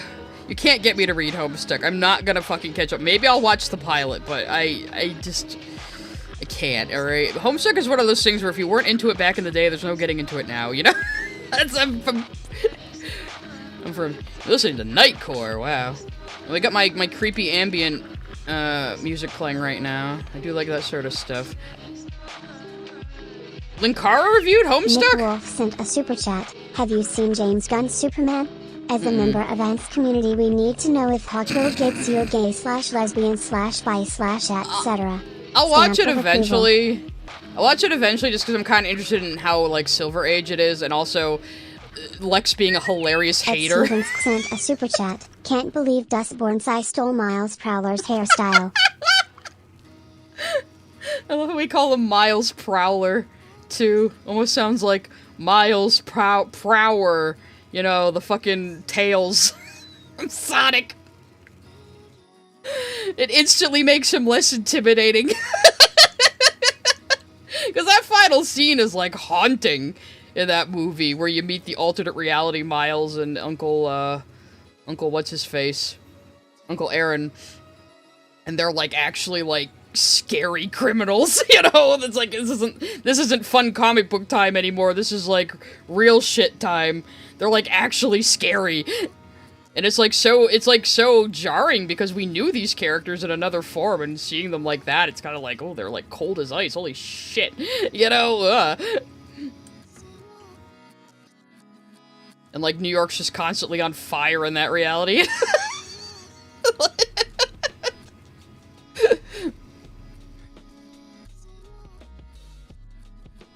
Yeah, the James Gunn Superman seems to be getting back to basics with Superman, what Superman's supposed to be. Like, I couldn't believe all those chuds complaining that Superman saved a squirrel. And it's like, are you really complaining about Superman being the kind of Boy Scout who would be getting cats out of trees and shit? Are you really? Do you know I don't even like Superman! And I understand his character better than these fucking people do.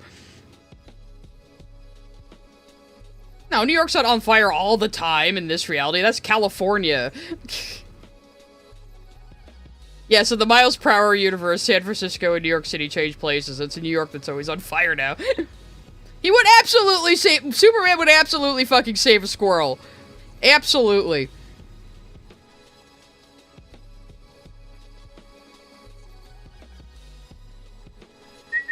Cryohazard sent a super chat. What's your opinion on that post on voice acting? Well, apparently it was bullshit all along that he ever said anything about voice actors having to match their race. Apparently some people took him out of context in a Double Toasted interview where he was talking about live action acting and the limited roles he can get from that. So he never actually said anything about voice acting and race. People apparently just spread rumors based on a misinterpretation of a clip taken out of context from an interview with Double Toasted. So I apologize, I believed that. Because a lot of people have been talking about on Twitter lately how that was just bullshit. He never fucking said that. No, Phil Lamar is still on thin ice. not Son One. Ironic sent a super chat. Superman literally saved a cat out of a tree in the old movies. I wouldn't be surprised. Yes, ProZD is such a good fucking voice actor. He is so talented. It's unreal. I always tell the story of when I first heard Mordecai's voice in the Lackadaisy trailer. I instantly knew what character it was before he was even on screen. And I was like, how is this motherfucker doing the voice I always heard in my head for this character? John Williams sent a super chat. Superman literally saves animals on his way to stop other crimes. I know, that's like classic Superman. And like, I don't even like superhero comics. I don't like cape shit. I don't even like Superman when it comes to superheroes. And I still know this. Like, that's why I like watching Ant respond to people like that. Because Ant knows so much fucking comic book knowledge and he actually read comics. It's just fun to watch Ant sit there and go, that's from, you know, issue number 7 of Who's a Dinkle's run of Spider-Man Amazing Dana whatever. Brain sent a super chat. I think Coolsville sucks. But, so it's always fun to watch Ant do that, just, like, point out immediately off the top of his fucking head, you know, what comic issue this thing in a movie is from that they're complaining about and accusing James Gunn of making up. It's very satisfying. I also have to trust he knows what he's talking about. Oh, Ant can out-nerd fucking anybody, and he is proud of that, I'm sure. I always draw Sapphire's hair so fucking poofy, I can't help myself. I can even have a short about that. No regrets. I will continue to draw her hair super fucking poofy.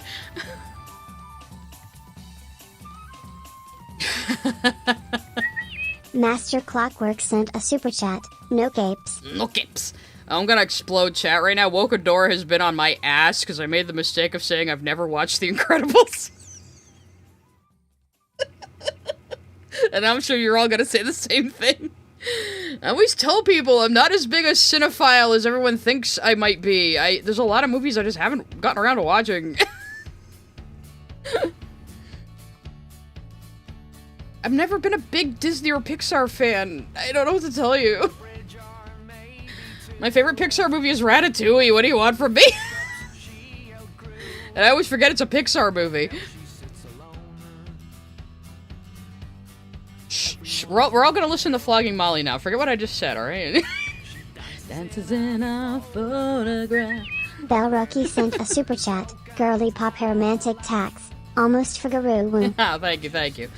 I'm gonna have to fucking watch Incredibles, aren't I? I've heard the second one is not very good, and now they're making a third one. How do you guys feel about that?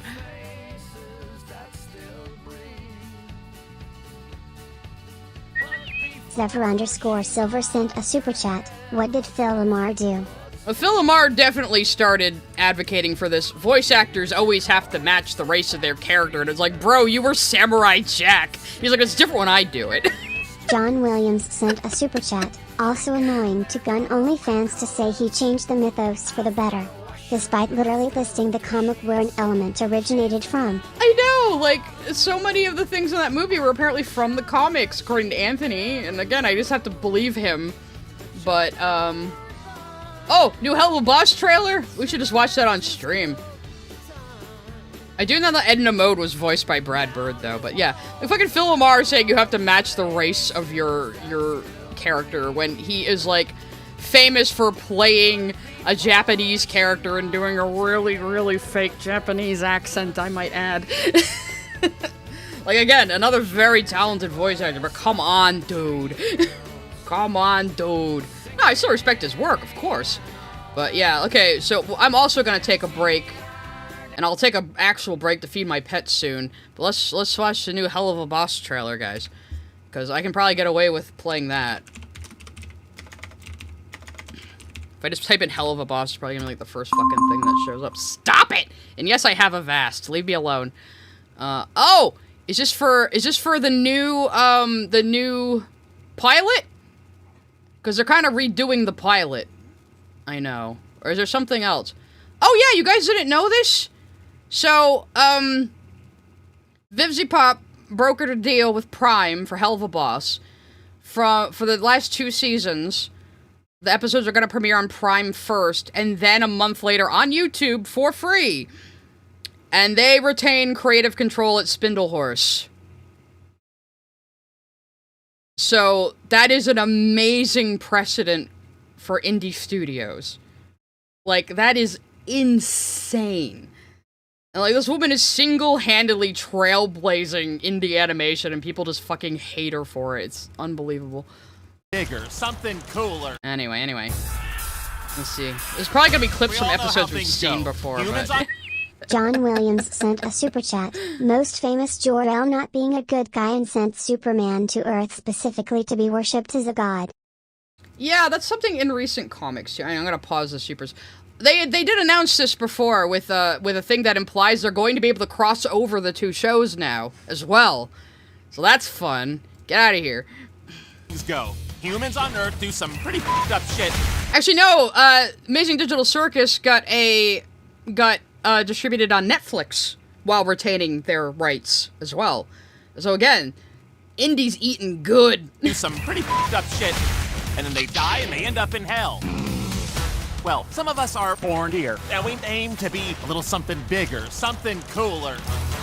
What in the f***? is this? Who are you? The name's Blitz. The O is silent, and I'll be your assassin today. All our clients want is to make sure the people they hate get what's coming to them. We're gonna sell revenge! I have been permitting you to access the mortal realm for some time now. What if we worked out some kind of exchange? And the pilot. Gave it to you after that. Yeah, let's go with that. I brought you all into this company for a reason. If we can't make it here, then no one deserves to. All right, slackers, There's let's a get lot of this new hit stuff in going. here. We need to do it with some pizzazz, some sparkle. This is too easy. Everybody's got issues, especially dads. That doesn't mean they don't care. You don't have to stay here with me, but I want you to. How's that for demon scum? A lot of this is from episodes we've seen believed already. You could be anything. And that made me feel like I could be anything too. A lot of new stuff, a lot of old stuff. Moment here. Yeah, they are doing nice. Now I'm gonna break you like God, we're eating so good this month. Oh, don't you Dare talk talk sexy to me. You're still on the horse thing? That joke, god damn it. I hope they never explain the horse thing. It's funnier if it just goes unexplained. But yeah, they're doing something called Mission Zero, where they're going to do a remake of the pilot to better match it to the final show. And it's going to premiere on Prime. But then it'll be out on YouTube a month later. And again, Spindle Horse retains all creative control. That is fucking amazing. That is such a good precedent for anybody, like, doing indie animation going forward. It's the Wild West, guys. There's no rules in entertainment anymore. It's anybody's game now, which is so exciting to me, and I just hope Hollywood fucking burns to the ground so the new growth can rise up, and then we can work on overhauling the copyright system. That'd be good, too, because fuck Disney. But let's let some supers come. Greg Charles sent a super chat. see if I can You find the know other what's one. funny that those chats were so in a hurry to review Superman and Marvel movies, but they didn't have a review of Sinners. Speaks volume. I heard Sinners was Tyler really good. I need to Preston watch sent that, a super too. chat. First, you haven't watched Hoot House. Now you haven't seen The Incredibles? I am so disappointed in you. I know. Sigh. I'm just a massive disappointment to everyone. I know. Anyway, so here was the announcement for this, actually, if you never saw it. It's really funny, too, and it's good. Is it recording? Oh, okay, it is. Hello there, everyone. It's me, Charlie Morningstar, founder of the Has-Been Hotel, which is totally going amazing, by the way. Thank you so much for asking. Anyway, I'm sure you are all aware of the amazing news that we have been greenlit for seasons 3 and 4 of Has-Been Hotel. Hold on a sec. I'm falling! Oh my gosh. Hi. Hello. Are you okay, Mr. Blitz, the O is silent. So what's all this about, Oh, well, I was telling everyone about how exciting it is that we're getting more seasons of Has-Been Hotel. Yeah, that's good for you. This was but such that's a, old like, a news, bitch. big deal when this came Hold out. on to your little titties, because I'm here to announce that Hell of a Boss is coming to Prime Video. But plot twist, it's also still going to be on YouTube, so bam! You thought the Hash Brown Motel was the only hell show that Daddy Amazon was horny for? Hash Brown Motel. Fucking forgot about that. Nope! They wanted all this. Oh my gosh, wow, that is so great. Congratulations. How does that work? Now, Chalky, I'll tell you. It's Charlie. Listen up, Chucklebucks. Prime Video's teaming up with Spindle Horse, ooh, that is a good name, to support the making of Hell of a Boss's remaining seasons. Now, I'm talking full fucking episodes, full seasons, the whole shebang. And, oh, the best part is, full creative control remains entirely with this bitch who, I guess she made everything here. She's in charge. Not a bitch. Really love her. Then, after a little bit more than a month or so of being on Prime Video first, the show Again, will this release is in its an entirety astonishing as it always precedent. has on YouTube. So I can't believe all, like, the little has-been hate-them kids who, like, say that they love animation and want to support indie stuff are not excited about this. All they have to say is, well, Spindle Horse isn't indie anymore because they're getting funded by Amazon. And it's like, yes, they are indie. Spindle Horse is still an indie company. So is A24. The people that produce Has-Been Hotel, you know, A24, the makers of, like, Lady Bird and Everything Everywhere All at Once, and a bunch of other really good movies, they're still an indie company. Indie means you are not publicly traded, and you're not in the studio system. They are independent companies. Just because they have money doesn't mean they're not indie anymore.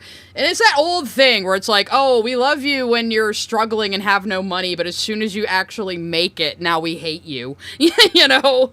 Because people love art, but they hate artists being able to eat, you know? Basically, we gotta keep doing what we're doing, but, you know, bigger. What? That is the best ever! And the best part is, now we get to fuck around with you guys from time to time. Wait, fuck around with Oh, who now? this part. Well, let's see here. Do you know an angle dust or an... Whoa, hey, okay, I get it. Don't give everything away. We get it. You're a fucking fun sucker. Do you You know fucking that? dyslexic, I'm a giver, Blitzo. bitch. I'm giving. And I love that about you, Blitz, really do. But you have to give them something to be surprised by. That's I love the what frog makes it so blinking. worth it. Because, as we all know, Animation takes a long time. Anyway, we cannot wait to share more of the Helliverse with you all. We hope you will enjoy more seasons of Hell of a Boss And Has-Been Hotel on Prime Video. Video. Thank you all so much for getting us here. Really, we could not have done this without you.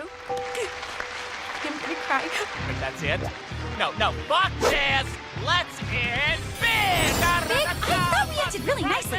Fuck waiting! Look, we got Moxie, and we got Millie, and Luna, and Stolas, and whoever the fuck this guy is. Oh, and we got fucking Banuba, and the cat! Oh, we're all That's what he says, and the cat! Oh, we're family now! Oh, we got the freaky red guy that everyone's into! Oh, wait, Alistair doesn't do well on camera. So yeah, that's how they announced this. Oh, that mosquito guy is like a deep cut reference to like some silly thing she drew on a stream once, I think. I heard. I don't know. there's like lore there. And the cat! I don't know. That fucking delivery just lives rent free in my head. Oh god. So anyway, yeah, anyone who actually cares about animation at all should be excited by this.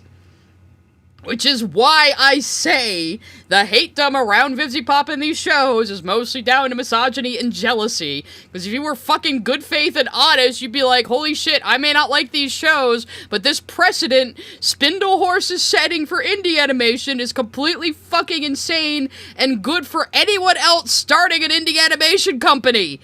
Because now all they have to do is point to Has-Been Hotel and say, well, you gave them that deal, so we want the same one. This is amazing. This is good. Action Fan 19 sent a super chat. A while back I thought Blitz called Viv Vivija, but it actually said Vavnu. I think he said Vavoo, yeah. Bylonic sent a super chat. I hope we just see them in the background sometime. Like this Blitz and the others just like running by in the background doing some shenanigans, yeah. Dana_Brain sent a super chat. There's heavy evidence in the show he might be dyslexic, and it's one of my favorite things. It would definitely explain his text messages. He's not just being lazy, he's just fucking dyslexic. He can never spell. So... yeah, that would make a lot of sense, actually. So I'm just gonna take a break real quick and go pee and feed my pets, and then maybe we'll go on for another hour or so, since things have been going pretty good. Watch my computer, like, just crash and burn after I said that. Anyway, I'll be right back, you guys.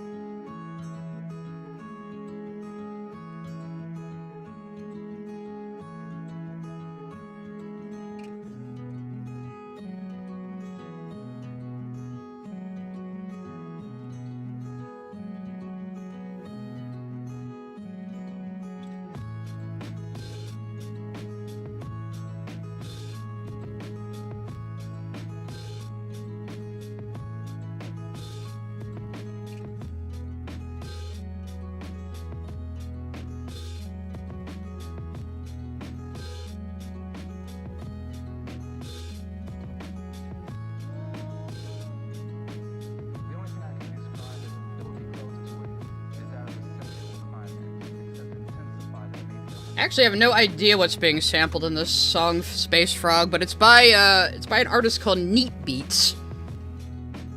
I forget where I even found this. It's probably in... I listen to, like, a lot of, like, long YouTube music compilations, and if I find a song I really like, I look up if I can play it on YouTube, and then I buy it. Though I've bought some that I can't play on YouTube as well. Unfortunately. I'll have to keep checking in with these artists, because there's a whole section in YouTube Studio for creator music.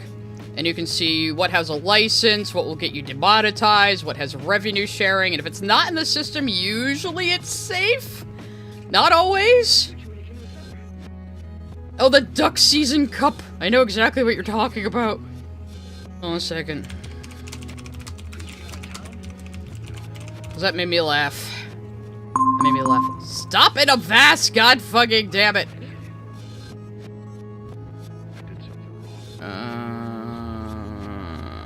Let me see if I can find it. Might just have to go to the twatter.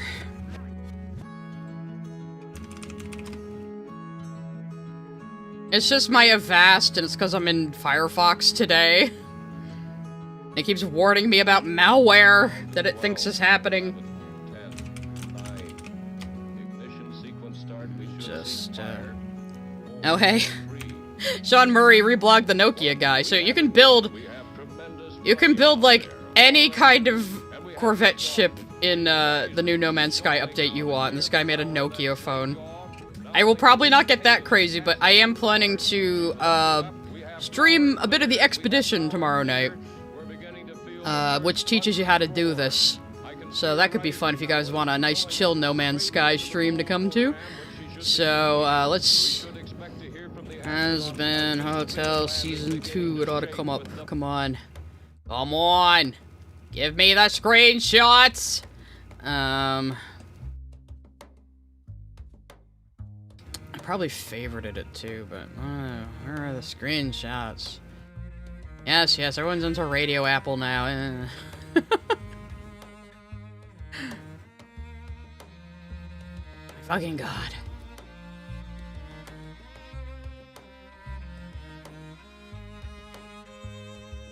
Also, I'm making fake leaks by accident. That's pretty funny. Here's the pictures. Here we go. Here we go. Oh, this is like a collage. Maybe I could zoom in close enough. Yes. So Alistair has a fucking cup with a rubber duck on it that says Duck Season. If we fucking get Alistair and Lucifer doing some, like, Daffy Duck and Bugs Bunny shit, I will scream. I will fucking scream. It'll be great. I hope that happens. So yeah, this is our first look at Season 2. I know there's been some leaks. I haven't looked them up. I am actually trying to stay blind. So we got the V's, and it looks like Beelzebub's area, which they're sinners. How the fuck are they over there? But I don't know. So yeah, and then of course the blimp with propaganda by Vox. Which somebody already changed to, like, the Eggman, I'm here to make an announcement! Which is funny as shit. Oh, Pomni Has-Been Hotel, that's interesting. What else is in this search? Nice, nice, nice. And Cougar's definitely going to be doing, like, parody songs when the new season comes out, and he's definitely going to be doing, like, gender-swapped versions of the songs, and he might have me be female Vox. We've kind of discussed it. I'm not promising anything, but if it happens, you guys will know. Oh, that's their tower? Oh, I guess it's the color scheme was throwing me off.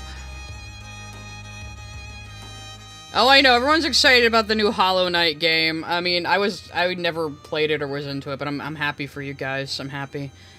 Especially for, like, I got one final game from my favorite game series, and now it's dead. That would be Dragon Age. Blackish is premiering his fucking Limus video right now. Okay, let's stream snipe him. Why the fuck not? Why the fuck not? You guys don't want to listen to the beautiful string music?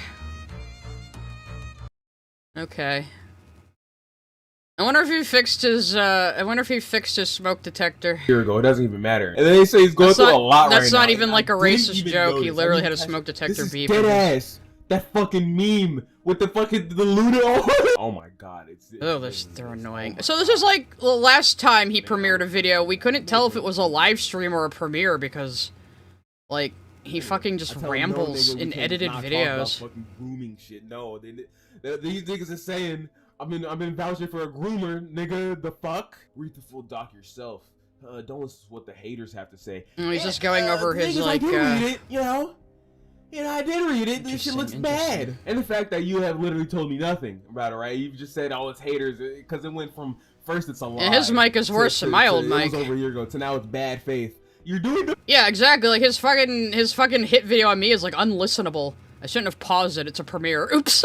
My server. We just crude sex jokes. That's all. The moderation could have been better. I'm pretty sure there was mods. Check that out for me, mods. Put that in the comments. The girls are fighting. Safe place. And y'all had a whole How does anybody watch this guy? He has 36k subscribers, and I'm telling you, it's just from shitting on Has-Been Hotel. Why else would anybody watch these fucking videos? They're like non-fucking sensical. And you're flashing the fucking screenshots by too fast, asshole. You should be reading them all to the fact that totality. You didn't click in your head immediately, you know. Oh, the zoomer fucking ass editing. Holy shit. People, right? That I shouldn't be talking, you know, about this shit. I don't think we're gonna watch a lot of this. Nick Wolf sent a super chat. Metroidvania without maps too hard. Wah. Hatching chick emoji. I don't like Metroidvanias or roguelikes, so what? I don't know what to tell you. Discord, that group chat was limits complaining because they looked themselves up on the internet too much. Literally, that's it. We tell them, "Oh, just stop looking at it." You know, and they're all such sensitive little motherfuckers. They're all gonna be crying about this. I wonder if they'll harass Blackish as much as they've harassed me. And the reason I say that part is because I genuinely believe that. Look at this dude in chat. Side Scribbles and her fans finna have a field day with this. Oh, we are. We are. We are. If we could understand a single goddamn word he was saying. I've already had like what 12 hours to process this. It's what it is now. And my sentiments still stay. Are you having a conversation with yourself? What is this video style? He kills himself. There's no other social media. There's no ifs, ands, or buts about this. That's how it's gonna happen. Now, this has made me rethink a lot. You know, did you just misgender Limus and say they're gonna kill themselves? What's going on? My mind on a few things though. I still think Side is a bald retard. I mentioned. The fans. Oh fuck, man. There have been these two pieces of shit that just follow my every move on here. It's so annoying. Actually, three, because someone does it on YouTube too. Look, on Twitter, you got these guys. First, you got this fucking hairy, poor Portugal fuck. Every time I tweet anything related to Has-Been Hotel. So he's just bitching about his. He's just bitching about his Twitter fights. What does this have to do with Limus? Let's look at this nigga for a second. Now, when I was looking at the page for the first time, I was in a call with my good friend Schizo Reviews, at schizo@youtube.com. Schizo was like, "What the hell are you even saying? That's all you need." Like, dude, focus. Take your Adderall. No. Also, want to say too, this doesn't change how I feel about 90% of the other shit. The Discord shit is what should have been. Hey, call me bald. He's projecting. He's probably gonna be losing his hair by the time he's 25. Menial shit ever. Anytime they have an opinion, y'all make it a thing. That's why I didn't even fucking take this shit seriously, right? Niggas wasn't coming at me like, "Oh, look at the shirt, look at this, the doc." No. All right, maybe I'll put him in I'll put him in Distracto Vision. Well, I don't know how much longer we can listen to. Oh shit! I don't have Firefox for Distracto Vision up. God damn it. Comfort in Angel's character. And he's brand out to be a group. Is it crazy? God fucking damn it! Right. Hang on a second. Like that? I mean, think about it. We all don't like limits. Oh, I don't have fucking Firefox set up for it. The fucking Hell of a Boss events. They knew that kid was a child. They still decided to make the sex joke and play along. Yeah. No. Let me just capture Firefox real quick. I can just put it back. Anyway, this is where the video gets sweet, it has the same settings. Good. Perfect. So I have no idea what the hell this kid is saying. You didn't do any sort of look into this guy. Should I try putting on subtitles? It's probably not gonna help. The first thing that comes up when I look up Limus is the whole doc thing. I look up Limus. It's his YouTube, all that. I don't even see the fucking doc. He tells me to check the links in his profile. I check those links. Yeah, misgendering Limus this whole time. This is your buddy who you made a hit piece on me with, huh, Limus? Huh? This is your friend? Oh, that does make sense. So like a normal person. This is the guy we should all be listening to, who's transphobic and says kill yourself. Super chat. This guy and Lily would be a messy collab. to your gate. I think this is the funniest one. I think this is the funniest one, right? You have Trying to see if I can make this bigger. Free whatever. Palestine, from the rivers to the sea. Wow, yeah, It's this guy over totally had a 1:30 point about me, point. huh? This is but totally it's somebody funny. worth responding to, huh, guys? Oh, that's funny. Only one. Only one. This is definitely someone worth responding to. Hey, Limus, how do you feel about this guy, like, only one. actively misgendering you this entire video when you bitched and moaned about people in my chat not psychically knowing your pronouns from hearing your voice when they just got there? Like, yeah, this is good company you keep because y'all hate the same cartoon. That's definitely a good foundation for an online friendship, hating the same cartoon. 10 or 11, I don't know. Anyway, is this the end of the video? What the fuck?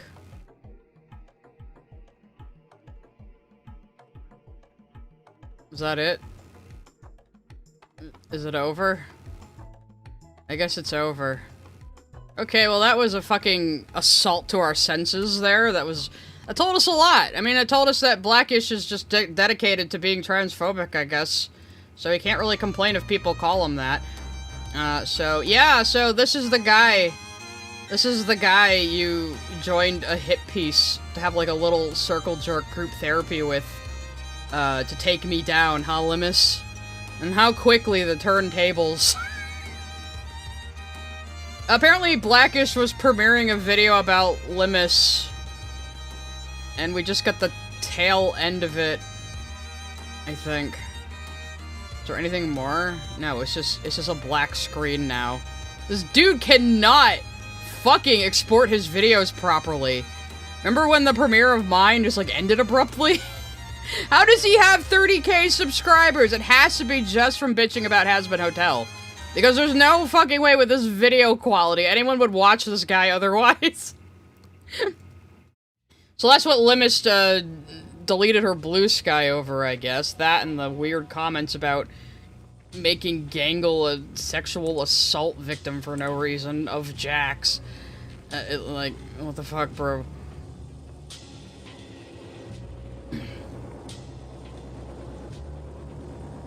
Yeah, well, Limus kind of brought it on themselves. It's so funny that it was just me asking a question to troll them. Like, why do you have so many minors in your Discord, or why do you apparently have such a frequent predator problem? And it led to all this. Oops.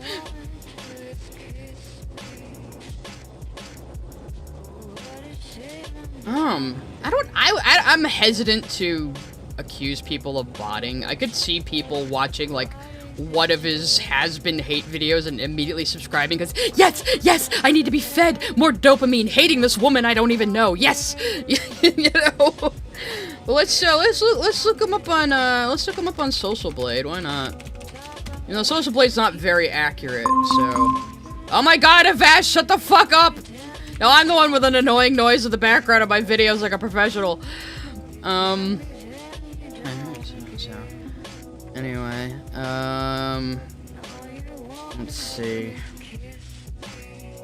No, I mean, his subscriber numbers look pretty normal. This looks pretty normal. So, this has to be from, like, March 2025. Does this correlate with his has-been videos? I bet you it does. Bet you anything it does. That sudden spike would be a video release or bots. That's the only explanation. So we went from 8 in December 2024 to 6,922. Now, again, I had a lot of early growth too because people really liked my videos, so it's definitely a distinct possibility. January 2025 and March 2025. Let's see when he uploaded his has-been videos. Actually, we'll do a little investigation. Ah, no, you saw my my fake email. All right, so let's go most popular videos. Most popular videos, of course, are all about Hazbin Hotel, and then the one about me, because You can use my name to get views, and they know that. So when was this one uploaded? Give me the actual time and date. Is this your bedroom, bro? Is this your bedroom, little bro? Wow. Nice. When was this uploaded? February. Okay, so that doesn't account for the... Well, it does kind of account for the spike a little bit, I think. Zoom in. I mean February, it's saying January, what the fuck? He's getting less subscribers then, actually. Let's go back and, do a little more schnupping. Do a little more snooping. Shut the fuck up. So that was January, so yeah. Hell of a Boss has to have the worst writing I've ever seen. So, that would explain the spike in subs, just because he attracted a bunch of has-been antis. But again, who the fuck watches this guy for any other reason? I don't think anybody does. Because his quality is so bad. See, the has-been videos have like hundreds of thousands of views. And then, then this one has 63. That is a little suspicious. You didn't like Anna Dream BBQ. Oh no. Are we gonna see more of his bedroom in this one? Or is that somebody else? Are you unmasked in this one? I guess that must be him. Maybe, or that was a meme. That kind of looked like his bedroom. This was supposed to be 24 hours, but I posted 2 days ago at this point. This was supposed to be 24 hours, but I'm just gonna go do as many as I go through for the video. So. You need some soundproofing in this room, my guy. You are very echoey. You are very echoey. Could you not, like, close your closet all the way before you started recording? Like, you're just showing your messy-ass room in the background. I mean, I know I'm not camera-facing, but it's like, 'cause I don't want to be presentable. I don't care! I'm happy being a ping tuber, but yeah, clean your fucking room. And change the batteries in your smoke detector. So... I don't know how old this guy is. It's hard to tell with the beard. A beard could make a man look 10 years older than he is. I think he's 20. I think he said he just turned 20. Unless he's lying about his age, of course, but, you know. So, I just don't know how this guy got so many fucking subscribers. Cause yeah, look at his older stuff. 508 views, 416 views. You know, it wasn't until he started bitching about Has-Been Hotel that he got any traction. And I know I got my traction from bitching about Lily, but fuck, I got lucky, and I rode that wave, man.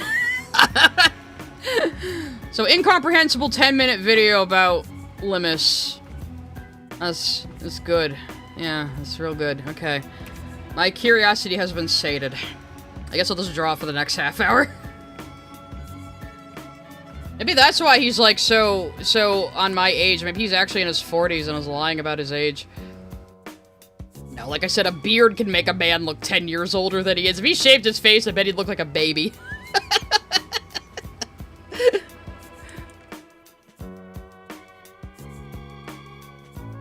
He looks like a spicy user rat. Now, I've seen a guy with, like, a setup exactly like his, but that guy was actually, like, entertaining. So, you know, amusing to watch. This user! Yeah, exactly. Maybe it's people come from my personality. You wonder, you think, maybe? John Williams sent a super chat. Pool hopping, pool hopping. Pool hopping. You could edit out the echo, there's plugins for that, yeah. It looked like he had kind of a decent mic, so I don't know what the hell he's doing wrong.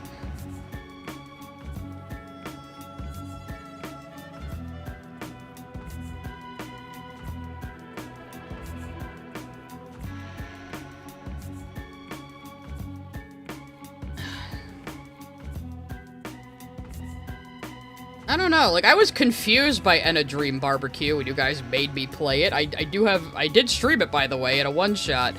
I was kind of just confused the entire time, but I didn't hate it. I'm not an Etta fan, so I didn't get any of the deep cut references or anything. I was just sitting there baffled in the dreamlike hellscape that is the Etta game. He didn't even plug his microphone in. It's just going by his earbuds. You're probably right. You're probably right. So now what's gonna happen now that he has gunned for Limus? How are Artis and Pink King going to react to this, I wonder? I don't particularly care, but I'll probably be snooping a little on Twitter just to see. Yeah, Limus being weird. Like, I've said before, even if you have the best of intentions in the world, announcing that you're making a Discord server that's a safe space for minors is a terrible fucking idea. And if you are not an expert on, like, child care or child education, you are not the person to be doing that. Like, go train to become, like, a mentor. Go join Big Brothers and Big Sisters if you really want to help teenagers. But I think what it really was is Limus wanted to make a safe space for teenagers that they didn't have when they were young. So Limus, now being in their 20s, wants to vicariously live through people who are still teenagers because they don't want to grow up. I'm too fucking bad. You're 20 now. Time to start being a real adult. Oh well. None of this post-minor shit.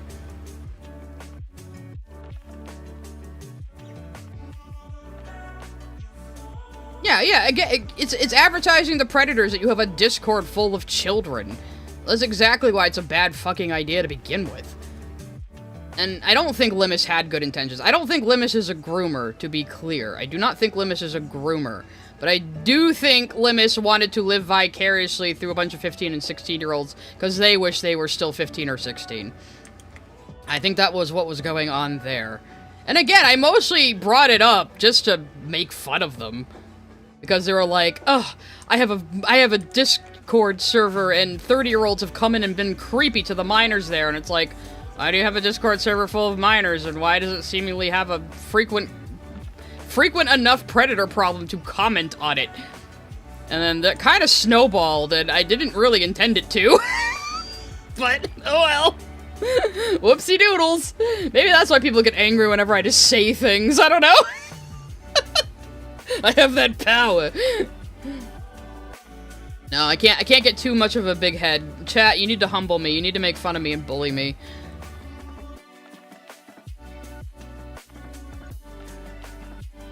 Can all these fucking weirdos just stop, like, acting like they're guardians or mentors or parents to random teenagers on the internet? Just, like, don't fucking do that. Just don't. Again, if you want to help disaffected youth, go learn to be a mentor or a counselor or a big brother or a big sister.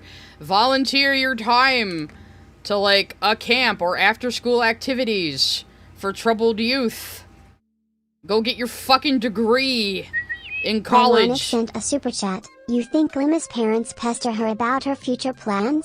I don't know. She never mentions her parents, but in like, her advertisement for her merch store, she sure had a pretty nice-looking house she was living in, which I imagine are her parents. So, yeah. Actually, now I'm curious. I want to see if Limus has written anything on their community posts. Now I'm getting nosy. I'm being— shut up, Avast! God fucking damn it! I'm being a nosy chimosa. Oops. I didn't mean to go to their store. God fucking damn it. Where's your community posts? I'm not showing anything on screen right now. No, it hasn't updated in 3 days. Oh no! 2 weeks ago, Limus is like, I'm gonna do a video about amazing digital circus. Please don't make a video about how you think Gangle is an SA victim and fucking Jax is molesting her. Actually, no, please do, so I can react to it. I don't know what Limmy's gonna do. I don't know what old Limmy Lammy's gonna do. Apparently they deleted their Blue Sky, though. Oh yeah. They sure did. And they already deleted their Twitter. Oh, but their Discord server is just open link, even though you apparently have you had a bunch of minors in there and had to have your arm twisted to make it an 18 plus. So that's safe for the kiddos. You have a TikTok as well. Let's see what that is. See if there's anything on there. Nope, deleted their TikTok. Wow, the only thing they haven't deleted is their fucking their fucking YouTube channel, I guess. Any recent posts? Anything to say? Anything to say? No, I guess not. They did have this cringe video about Undertale saved my life, and they're out in the wilderness with no paper mask. I guess we bullied Limus enough about the creepy cardboard mask that they just did their Sona's head over their head. So I guess that's progress. It was like the video where like you could see the background of their house though, and it's like you look like you have a pretty privileged you have a pretty privileged upbringing there, buddy. Badoo. I assume you're still living with your parents. I don't think they made a whole dedicated video to it. Oh well. I've lost interest. My curiosity has been sated. Yeah, just going around deleting it. The fuck? There's a dolphin now, apparently, on viewer attack. I have not checked their updates recently. That scared the shit out of me. That's why it was so loud. It's a new one I didn't know about. Thank you for the dolphin. Well, I know it's impossible to buy a house these days. I'm lucky to own property, but at least I have my name on the deed. Peter, the dolphin's here. There's apparently a dolphin on viewer attack now. And what was that? Ice cream? Are you just finding all the new stuff on there, Jasmine?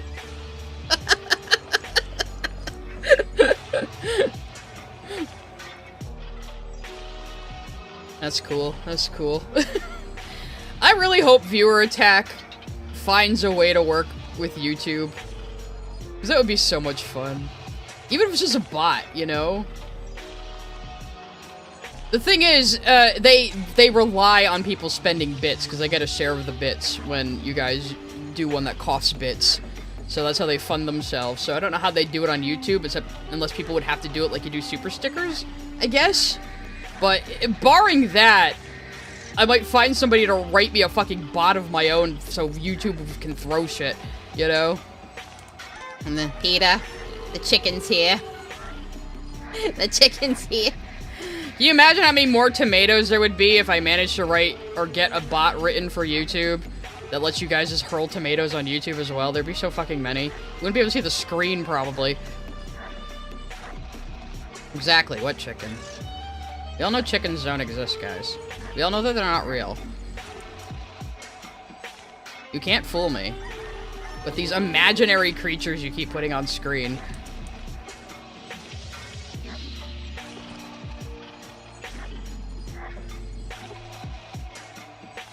It is funny though, I get jump scared every time they update because I don't go through and yeah, like everything they add is like automatically enabled. So sometimes I don't even know what the fuck is available.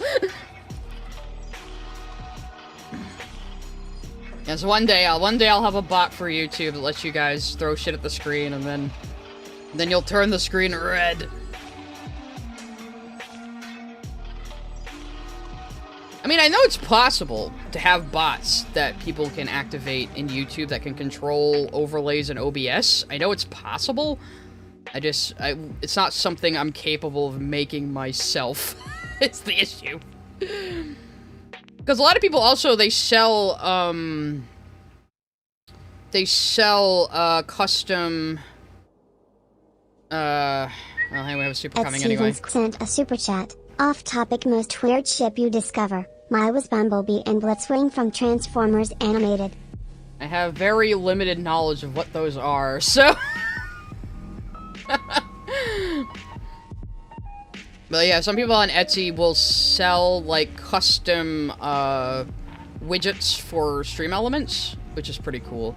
A lot of the new effects I got for the higher tier super chats are stuff I bought from Etsy, so I do have some paid stuff on my thing now. Again, I don't think Limus is a groomer, and I don't think Limus is interested in children. I think Limus just very misguidedly wants to vicariously live through teenagers and still be a teenager themselves. I think that's what's going on there. It's not good. It's definitely not good. But we're not talking about fucking commentary community levels of grooming here. My weirdest ship? Wouldn't Jasper and Spinel just be my weirdest ship? It's technically a crack ship. They've never met in the show.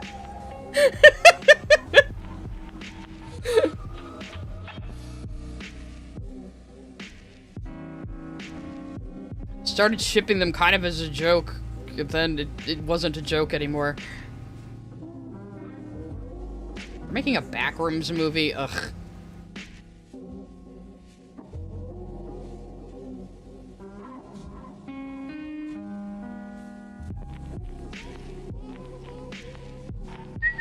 Bell Rookie sent a super chat. I need Sai to do a cover of I Miss the Misery but replace the misery with chickens. I'll have to look up what that song is. Weirdest ship you can remember is Jeff the Killer and Slender Man. Now, is this... is this a ship you have? Oh, yeah. I mean, we all ship Midori from Yandere Simulator and Lily's much abused strawman character Pixie together, obviously. They're going to escape their abusive creators and be rehabilitated and go to college and meet and fall in love. That's, Bylonic sent a super chat. I love crack ships. It depends. There's some I look at, I'm like, you know what, I can see it. You know? He's like, you know what, yeah, I can see it. Nick Wolf sent a super chat. Dale Gribble to ACC and Hell Haters. This course is the product when Shay meets too much stupidity. You people make me envy the deaf and the blind. That's about it with them, yeah. Actually, one weird Steven Universe ship, crack ship I saw was, Andy and Holly Blue. And I don't usually like gems shipped with men, but I'm like, you know what? Weirdly, I can see it. Weirdly, I can see that. There's been some funny entries for that one that people have done.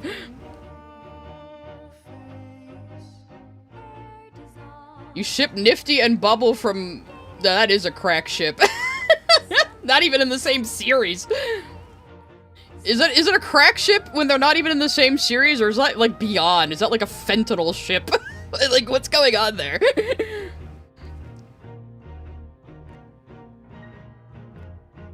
No, but apparently I'm going to be doing fusion dances with Anthony and Malcolm, because people keep blaming me for shit they do. Malcolm's like, I love that I can just keep messing with the ACC and they all just blame Sai, and they do. I think because Malcolm is too normie-pilled for them. They're scared of him. Like, there's nothing they could do to him, but I'm autistic, so they think I'm an easy target. I'm autistic and artistic, so they think they can get me.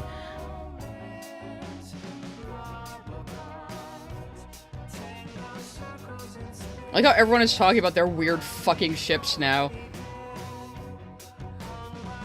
Always good to know that my chat is full of freaks, yeah. I expected at this point. Oh man, all of you were into that weird cookie thing. I don't get it.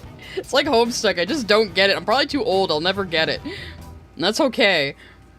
I don't have to get everything, because you know, repeat after me, guys, it's just not for you. And that's okay. That's what a lot of these fucking has-been aunties need to learn too. Yes, it's a popular thing that a lot of people are talking about, and you don't get it, and you're not into it, and that's okay. It's okay, guys. You don't have to do this high school clique bullshit anymore. You're adults now. That's one of the greatest things about being an adult. You don't have to deal with high school anymore. Why the fuck would you ever want to go back to high school? Dead City sent a super chat. My toxic trait is I ship Jacks and Zoobles. I could see that one working depending on how you write it. I mean, hell, that's always my advice about fanfiction and stuff. If you have something in the series you want to explore, or something about the characters you want to explore, it'll write itself, largely. You know? I've had tons of ideas for Switcheroo, it's just getting them done is the problem. As usual. I do have some more paid art to do as well, so... And I still haven't even opened commissions. I'm so bad. Miss Jasmine sent a super chat. Malcolm makes fun of Leo/ACC. The ACC, curse you, Psy Scribbles. Yeah, you notice right now, I'm getting in trouble with the commentary community for shit I said in Malcolm's chat while Malcolm was reacting to one of their videos. They don't say shit about Malcolm, but me, apparently, I have to be held accountable for what he does. Because we're associated with each other, and to the ACC, that means you're stalwart allies who are like blood brothers who shook hands with your bleeding palms or whatever the fuck, you know, because their whole lives are online. Like, goddamn, I thought I was terminally online, but these fucking people take it to another level. I'm like, you know, maybe I'm pretty okay. Maybe I'm all right. maybe I'm not that weird. Yeah, I mean, I am weird, but I'm like these people whose entire friendships and lives and all of their concerns are on fucking Discord, for fuck's sake.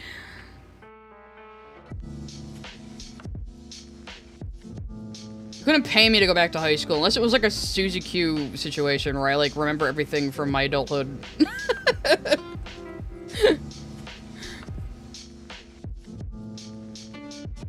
Oh, the ACC is still pretending like I'm having anything to do with them. It's so weird. It's like they were all banking on me being their new target, and then I just don't engage. And they're still trying to make it out like I'm crashing out and doing this and that, and oh, sigh. And it's like, I'm just fucking sitting here. What are you guys talking about? Yeah, never ask a person their screen time. Especially an internet person. I mean, I'm happy to say I'm a digital native, for sure. I mean, I definitely understand the internet, and it has its own culture and its own rules, and, you know, I like talking to people about that who aren't very online, but, yeah, it's like, the internet is its own landscape, it's its own culture, it's its own country, almost, you know?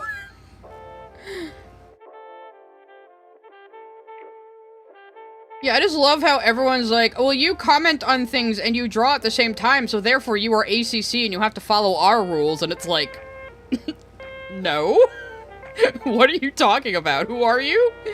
What kind of authority do you think you have over anybody? You don't. What the fuck? Shut up.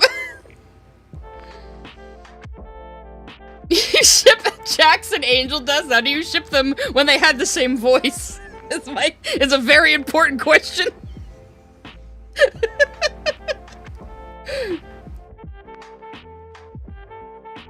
You have the millennial buff with actually being tech illiterate? No, millennials aren't tech illiterate. It's the Zoomers that are, usually. Zoomers will have the tech literacy of like a fucking 80-year-old. Nick Wolf sent a super chat. My toxic trait is shipping Pearl and Dewey out of my chat! and Skinner in Simpsons Season 2. Ironically, that episode aged better when Patty was revealed gay. Why do you keep shipping lesbians with men? Stop it.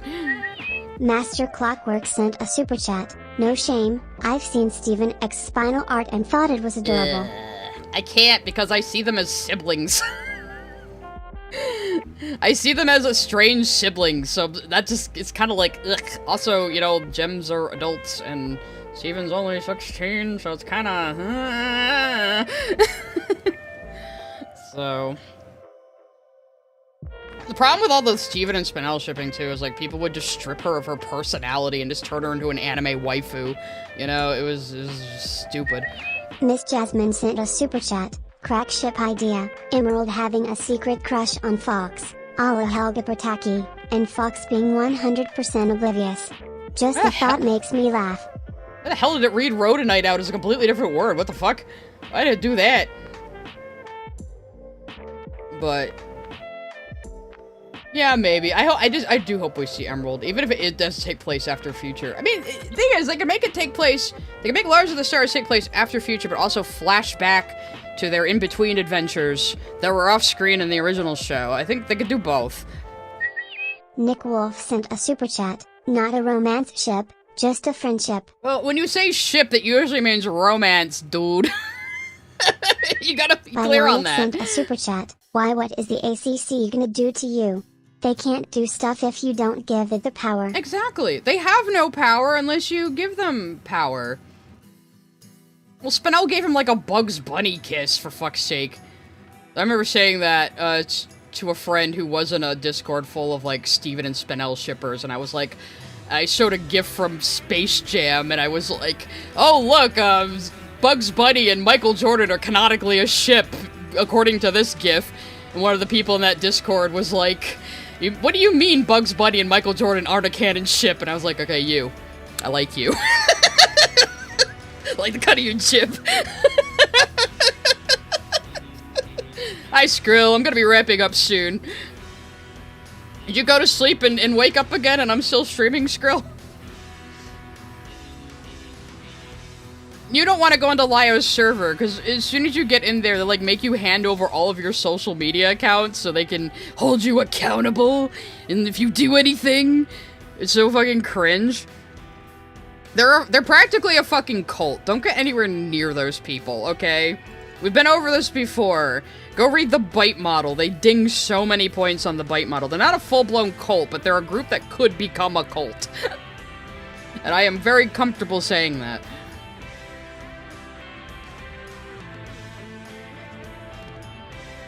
Yeah. Nick Wolf sent a super chat. Someone doesn't have classic Simpsons autism SMH. Not as much as I should. Not as much as I should. But, what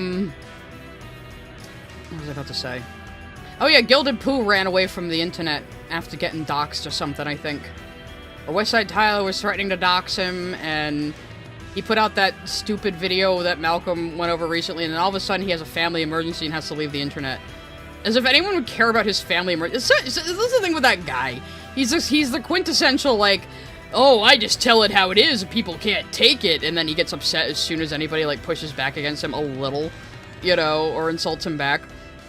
So he's like, I have a family emergency, you guys, you know, the kind of thing he'd laugh at anybody else saying, probably. Oh, don't even worry if you don't know who he is. Don't even worry about it if you don't know who he is.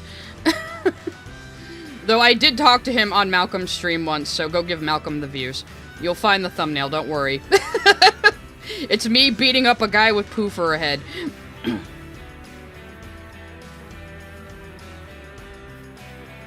I only talked to him on Malcolm's stream, because he was mad I called him a basic white boy on Blue Sky, because he responded to a call out I did saying, hey, Lio, how come you keep hanging out with these people who are okay with talking about rape? And then I called him a basic white boy when he responded to me. He took exception to that and wanted to fight me in a call or something. And I said, fine, I'll do it on Malcolm's stream. Give Malcolm the views. I don't care. Igor sent a super chat. I guess he cares after all. Woman shrugging emoji. He sure cares a whole lot. I would rather support Spinel and Steven than Pearl and a man, yes. if I had to be forced. But yeah, I still see Spinel and Steven as siblings, so I like that extra squicks me out, you know. Let me see if I can find that one drawing I did of their sibling energy though. God damn it, Avast! I promise next week I'll be using Chrome again. If I figure out this fucking problem I've been having. Because when don't I have fucking problems? Here it is, here it is. So this is like one of my early fan arts actually, so I'm like they have sibling energy to me. They have sibling energy. So that's why I get extra. God, this is from 2020, wow. I remember having trouble getting the pose right of their little slap fight. That might be a good place to end now, just on my old Steven and Spinel art here. God, somebody like reblogged one of my comics one time with Stevenel, and it was like my Switcheroo Spinel giving Steven a hug, and it's like, oh my god, am I you? She's like a parent to him. Stop! Ah! Don't! Yeah, jealous sibling. At least you knew her. At least she wanted you! I don't necessarily see Pink as Spinel's mom, but I see the two of them as siblings. Because, you know, gem relationships aren't one-to-one with human relationships. You can kind of do that weird jumble in your head. And also, thank you for 10 gifted subs, Cryo! If you get hit by the gifted sub fairy, just integrate your Discord and YouTube accounts and it should dump you right in the Discord. And we have fun in there. Prove you wrong about what? Oh god, no, no, no. Lily, stay away. Stay away. No.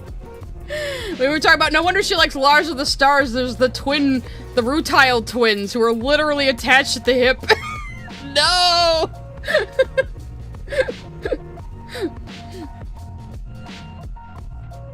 Anyway, yeah, I think I'll wrap up there. I'm gonna deign to open Chrome to see if I can redirect you guys somewhere on YouTube. Hopefully everything doesn't just destroy itself on me. If a stream abruptly ends, you'll know.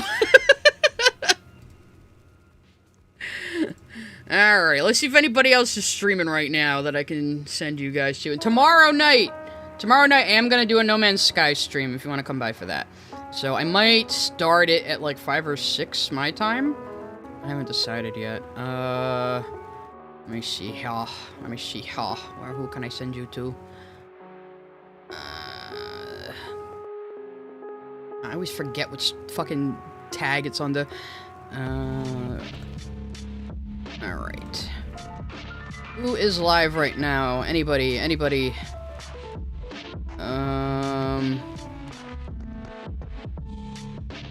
No, just a bunch of music stuff.